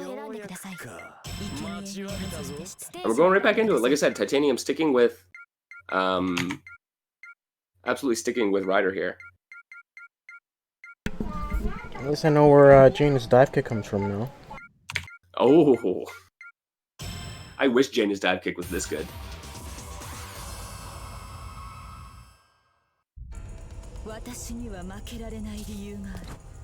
ラウンドワンファイト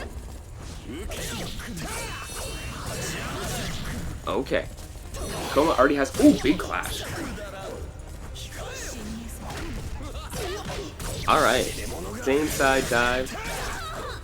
Doesn't follow up with the combo. Gilgamesh with the pressure, with the hit. You see some big damage here. Yep. Dragging up the hits. Drops it, still 3.3k. I mean, that's a lot of damage.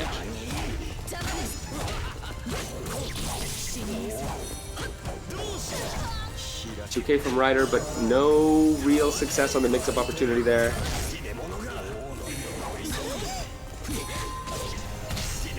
Koma doing a really good job of breaking Titanium's dive kick pressure here mid-screen.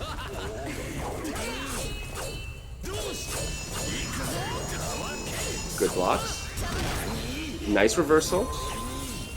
Gets some space. Oh! I like it. Just needs. Oh no!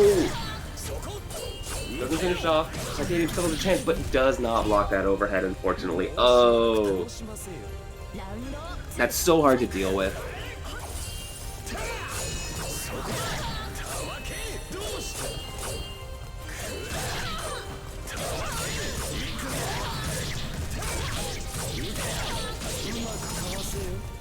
Gilgamesh getting some good mileage out of this corner here, but Titanium pushing his way out.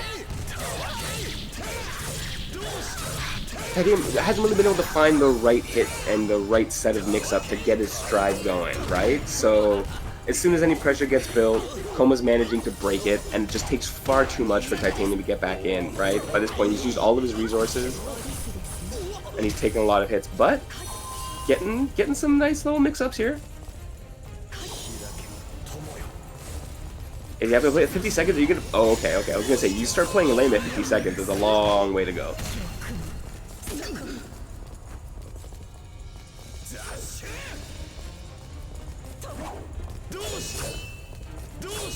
Because you can't let Gilgamesh just do whatever he wants. You're gonna take a hit eventually.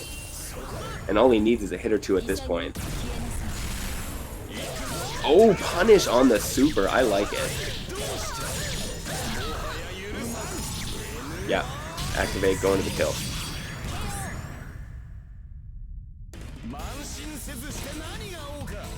Good stuff from Koma. Koma going up 2-0. First to 3 here in losers finals. ステージを選んでください。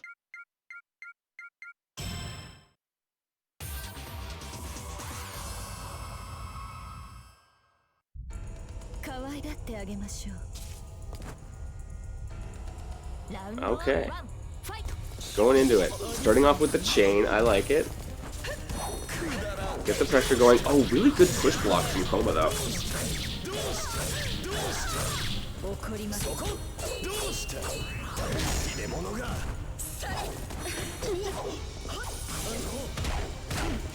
Good stuff. Confirm off the throw. Ah, drops it again. But hey. Oh, sidestep. All right. Okay, I like that. First to get him off, and then just keep that pressure going. Get a life out of Koma. Getting out of that corner. Taking Titanium to the next one.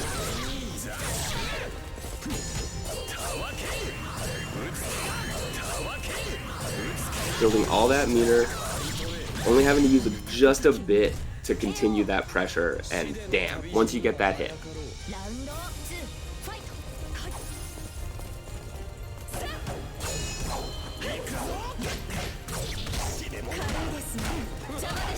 Let's go. Flip, kick. Flip, kick.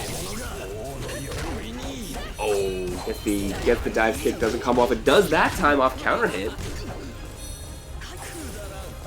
Ooh, good sidestep with the chain.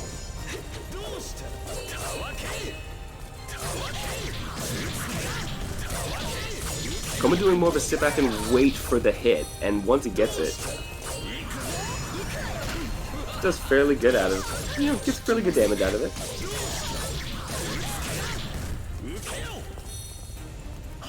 Oh yeah, There you go. Backs off, waits for Titanium to do something, rushes right back in.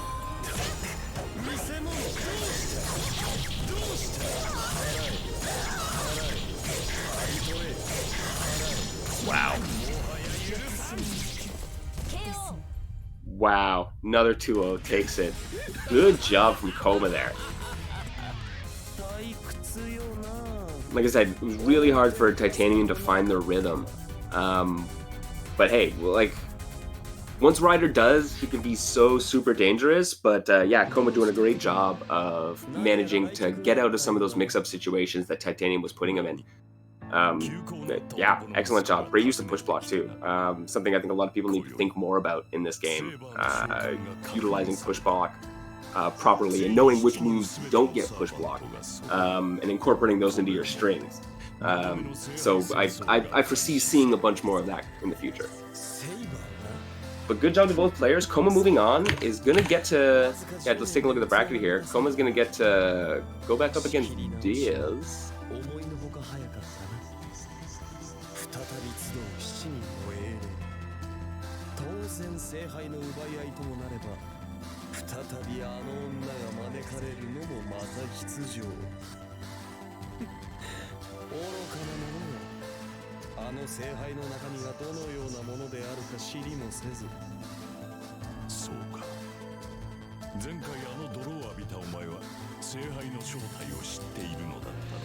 Safety man, thank you for running the buttons and the levers behind the scenes here, as always. Oh, that's cool.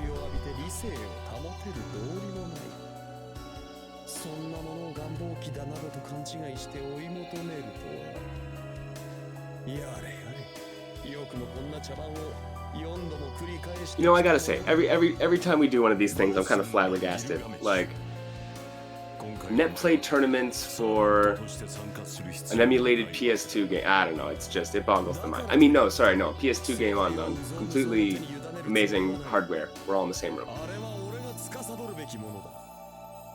All legitimate hardware, folks.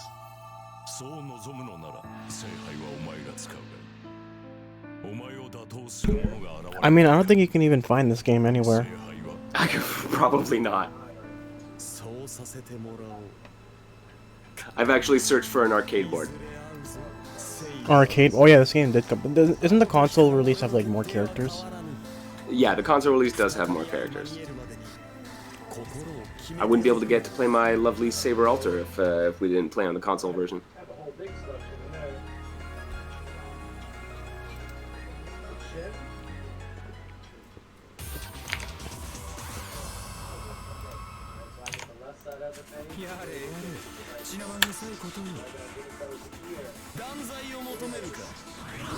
All right.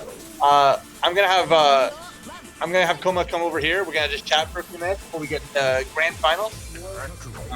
MKL, you're free to head out. I know you've got a busy night. Really? Indeed. Thanks for having me, folks.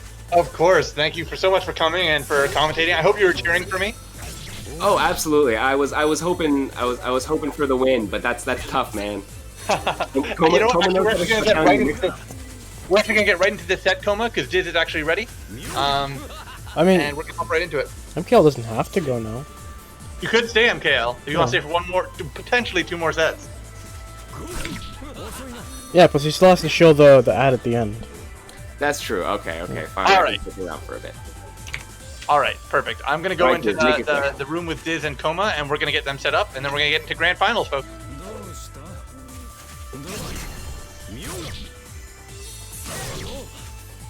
Oh, how did TPKs go today? I wasn't in it. I didn't actually. Okay. Yeah, I didn't actually see any of it, but it seemed to go pretty well from the chatter I saw on the Discord. So.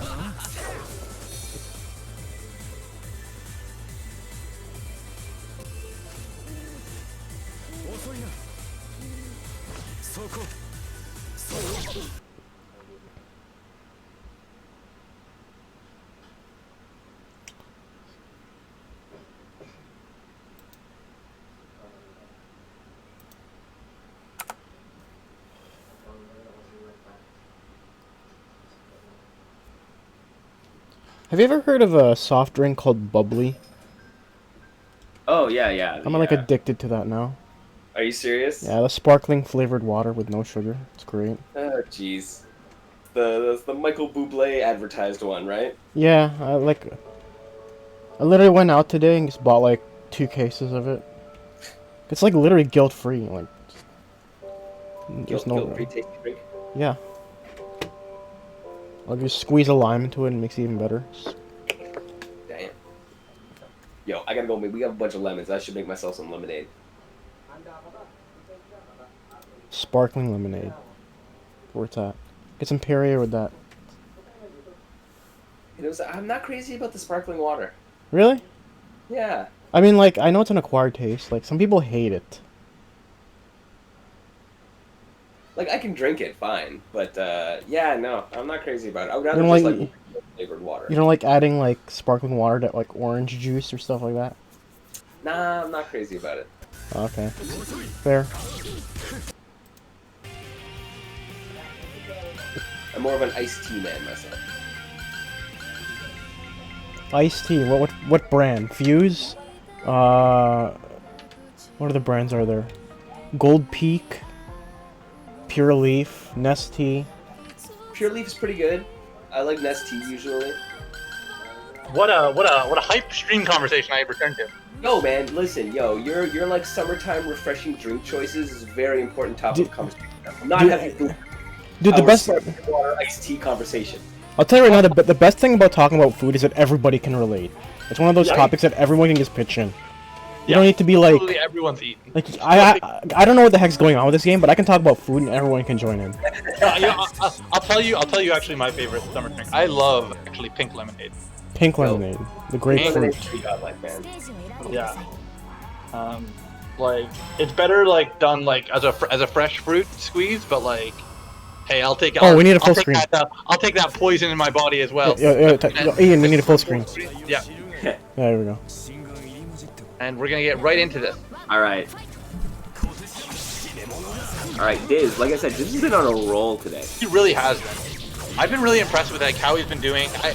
I've talked with both of these players before. They both expressed the feeling of this matchup being very counterpick-esque, where you know, Gilgamesh wants to go spear mode in order to counter Archer's bow. But if he's spear mode while Archer's in sword mode, he actually feels really hard on the back foot. Yeah. So it ends up being a situation of like who can manage their form changes better. Or sometimes who can just get deadly okay. Yeah. In the case of this first round. Well, that's it. Both these characters can like once they get in on you, right? It is just they're stuck to you, and you're gonna take a beating. So yeah. Actually, we've been seeing Diz do a lot more, you know, safe 2,000 damage combos tonight, rather than going for, you know, the big deadly combos that we usually see with Kyoma. And, you know, I do respect it. Like, the best combo is always the one that you can actually do. Oh, 100%. If you feel it's more comfortable, I think that's the right play for now. Finally getting to see some meter usage after such a long time of neither one using it. Activate, yeah. I actually really like that that super, just forcing Gilgamesh to activate is like now running out Gil's meter for very little return that he actually got out of it. Yeah.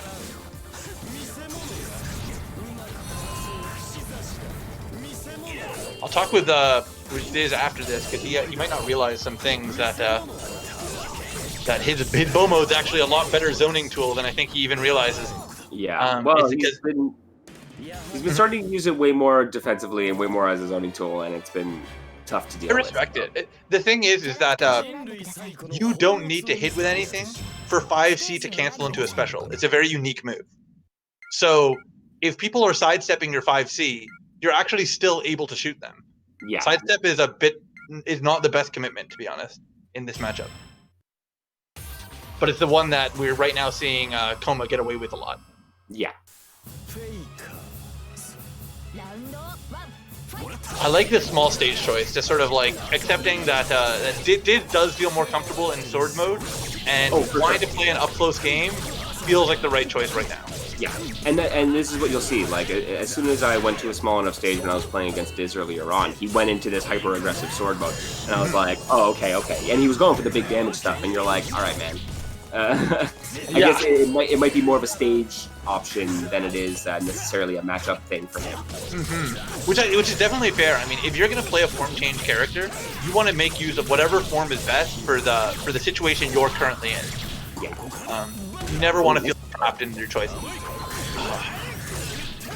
I'm very impressed that actually worked and that actually was safe.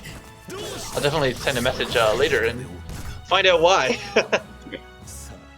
But Gilgamesh, with all the meter in the world, this is what I often feel in these matchups. Like, when I'm going into Game 2 or Game 3 and I see a player with 3 bars of meter, like, that can be devastating. Oh, and if Koma's willing to spend just some of it, could have gotten 5,000 plus damage right there. And you should know that better than anyone, being a Saber Ultra player. Oh, absolutely. I mean, you can just, like, pump meter into a combo and you can do crazy amounts of damage.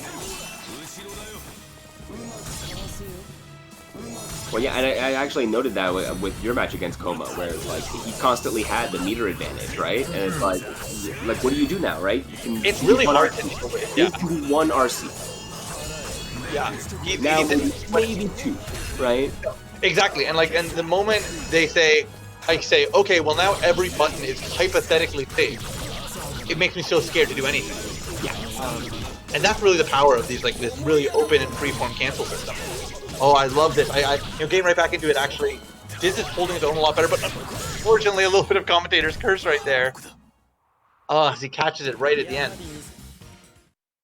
This aggressive style might not be working. He might have to change things up. Maybe. And I'm wondering, Diz does have a whole setup in his opponent. Sorry? So, like, Diz has stage select, so we'll see if he goes for something a little bit more open and tries to do more of a zoning game, or if he just says, forget it, let's rush down. Yeah, I mean, he's hovering on some small options, but that's just because they're all next to each other. All right, he goes for the old classic. Yeah. Very small, very flat walls. He might be able to get some big damage here, but he definitely does not want to hang back right now.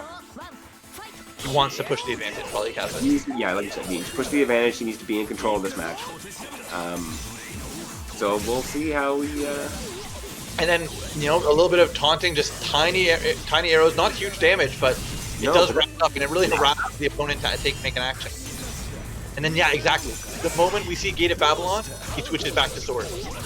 He really just wanted to burn some of Gil's meter and use zoning as a tool to get in, rather than as a tool to keep someone out. Which is what I really do respect about how Diz plays Archer. Yeah. Oh, absolutely. It's really good using that zoning. Like you said, not as like doing your core game plan, but forcing the change in your opponent. Where you go to zoning so they have to change, then you swap, and then what do, right? Then you're getting to control the pace of the match in that way. I'll say one thing I've not loved about Diz so far is that we've seen so many bursts from him throughout this set so far. And that's a lot of meter that you have to pump in. 2 bars of meter every time. Versus if he just waited till the end of the combo and then did a neutral activate, he'd probably heal up that same damage anyways. If he really was so intended on doing so. Wow, Como already one round away from resetting this. Yeah, this is a very dominating start to the set, and I know Diz is able to put out some stuff, but here's the issue. Like, we're watching him, these 2,000 damage combos, I did say they're the best. It's good that he knows how to do them consistently, but he needs to be able to take more out of these neutral wins. Otherwise, he has to win neutral at least 5 times, probably more, in order to take a set. Meanwhile, Koma here, even if he drops it sometimes, is going for, I was going to say, a 3,000 plus damage combo. And that matters a lot.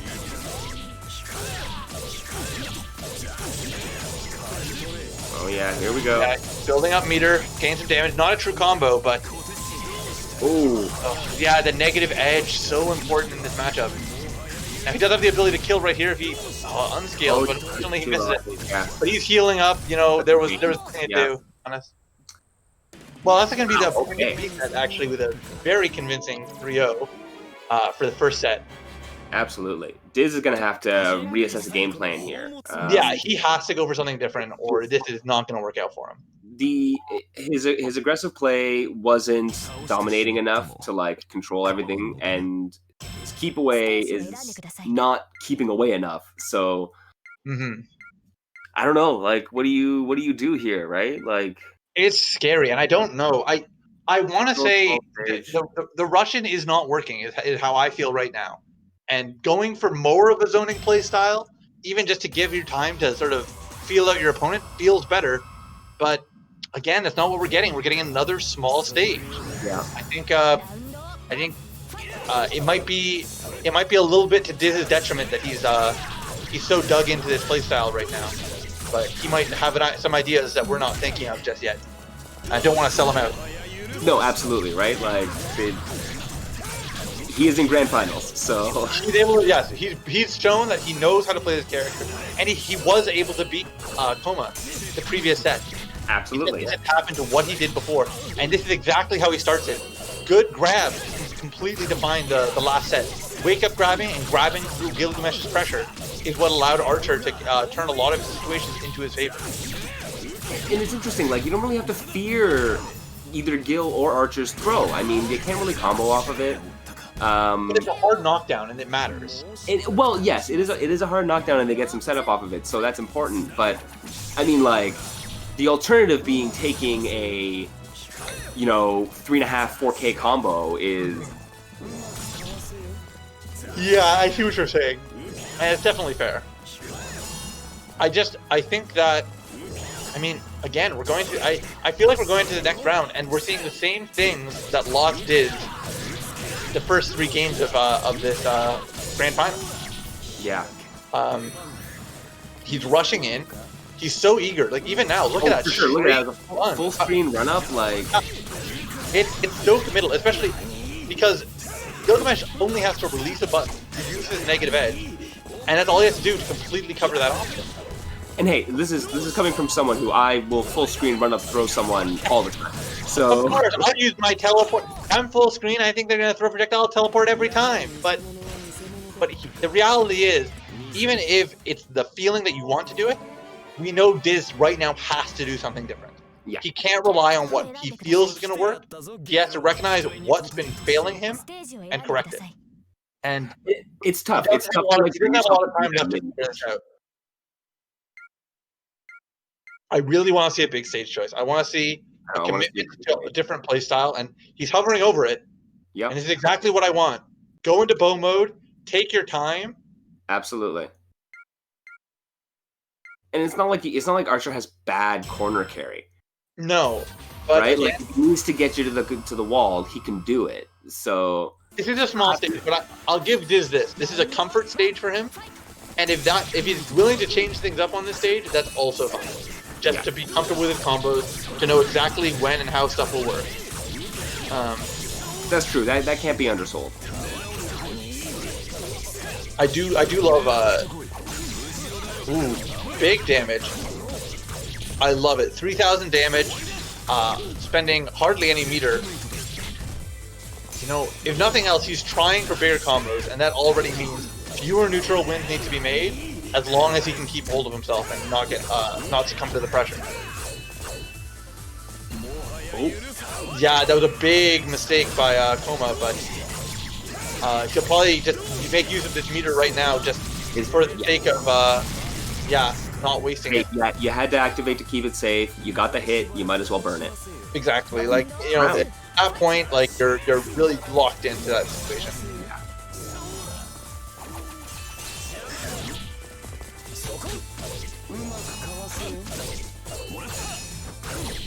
Okay. Yeah, I like it. Diz does love his overheads, and I think part of his issue right now is that Koma's been really reacting a lot better to them. And that can lead to dangerous situations, but a counter hit with his DP, big damage potential. Nice blocking it, burning through Gilgamesh's meter. And now, no meter, huge meter advantage rather for Archer. Yep. I can't even tell if that, I believe that one skill was successful. And then now, nice job.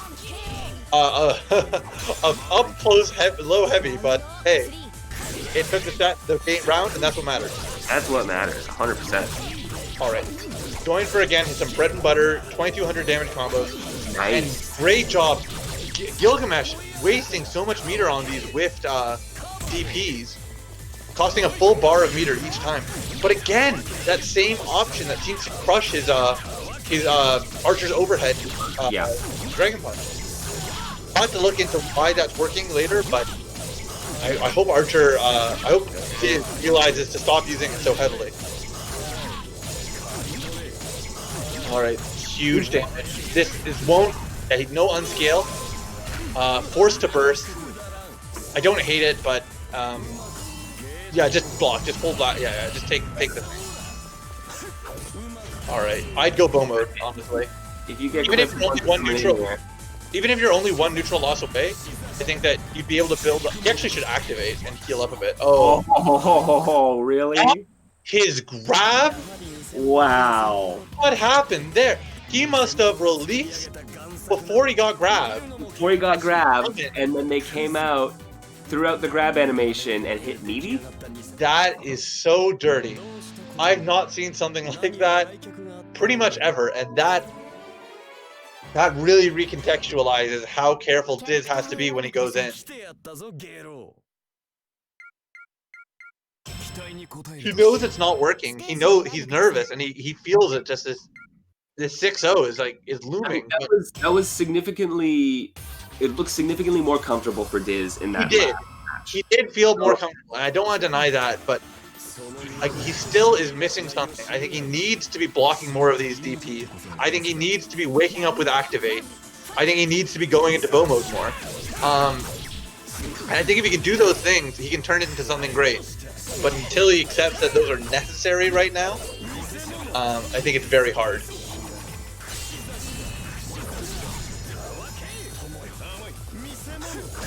Again, same plays. He's really trying to get in.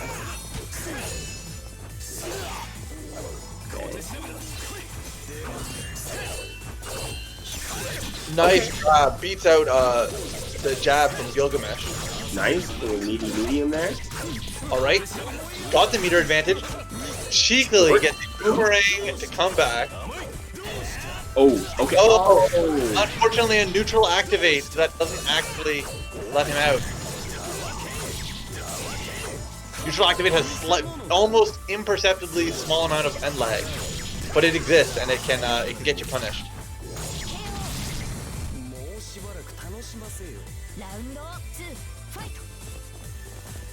Wow, we're on tournament point for Coma here. Yeah, a very convincing comeback if this is how it ends up going, but I do want to say that Archer still can do this. I'm going to reiterate it. I said it again and again.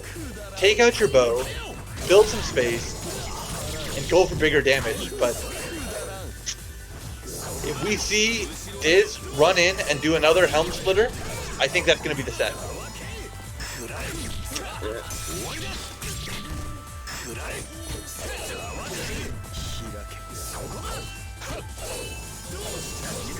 All right, big damage. Yeah, there you go.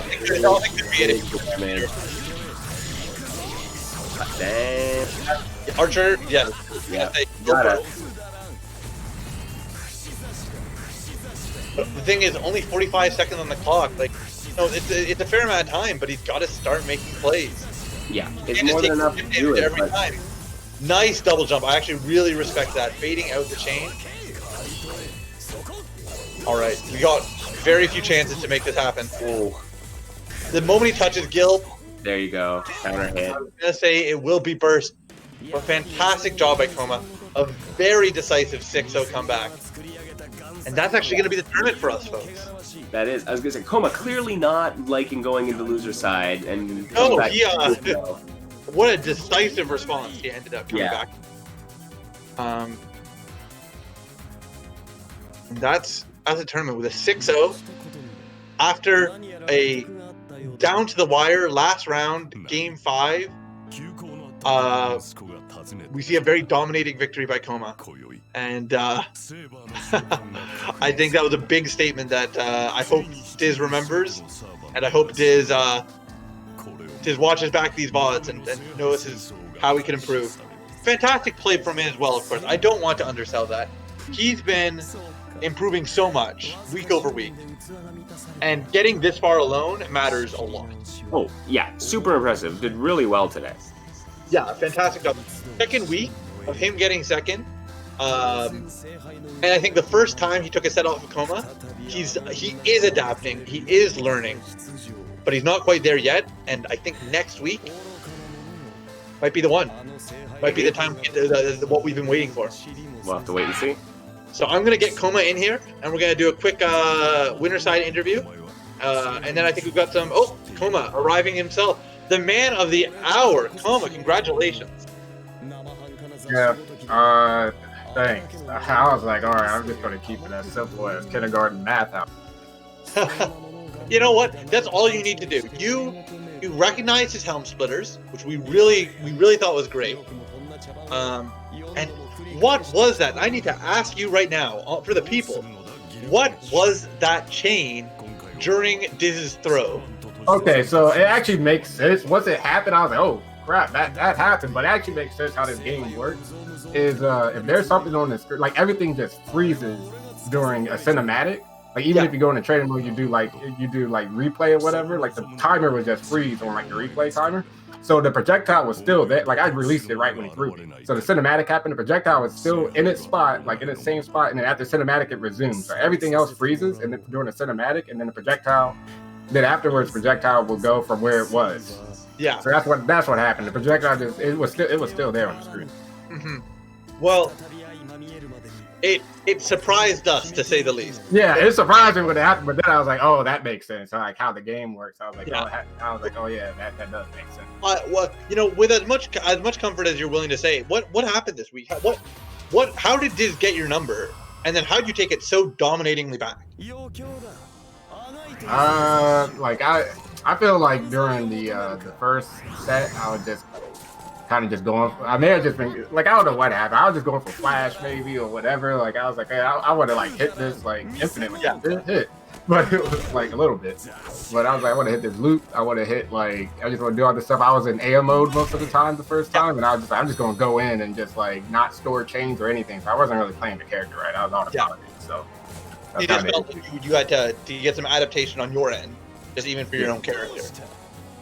Yeah. That's fair. Like, I definitely can respect that. All right, so actually, I think we're going to be going from this straight to some shout-outs, and then we're going to be calling it a night. First of all, thank you everyone for watching. Once again, if you've not seen this game before, this is Fate Unlimited Codes. It is a PS2 fighting game that's got a local scene here in Toronto, as well as the occasional event in New York. We'll be getting locals started again as soon as quarantine's over. But as long as the quarantine's happening, feel free to join us at this Discord I've just posted. We're playing every Saturday for a online weekly on a rented Parsec server. And we've really got players, Coma being a US player, Diz and I being from Canada. We're able to play across pretty large distances. So if you've got any interest in this game, that's Fate Unlimited Codes, be sure to join our Discord here. I also wanted to give a shout out to Greater Gaming, who has been supporting us throughout a lot of these events, and Toronto Top Tiers, who host not only our weeklies, but also our regionals, and a great series of tournaments from Fantasy Strike, Grand Blue, we've got all of our socials up here. Be sure to give us a follow. Toronto Top Tiers does so much for the Toronto community, for so many different games, and they really have fantastic events for all of them. And I think that we've actually got a special thing, Mike, that you want to mention tonight? Yes, indeed. We are running Veiled Threat. It's a underdog tournament for Fantasy Strike. Coming up on May 31st. That is a Sunday at 3 p.m. EST. Everyone is welcome to join so long as you meet a couple of little qualifications. Basically, you can't have made it to the Diamond rank in Fantasy Strike, and you can't have won a tournament from Sterling Games, Toronto Top Tiers, or Thy Pirate King. And this is our whole goal is to get people who are interested in the competitive scene, give them a chance to test the competitive waters, see what that experience is like, maybe ease them into the tournament scene, and hopefully build out the competitive player base and see some of the killers that are just lurking in the shadows there.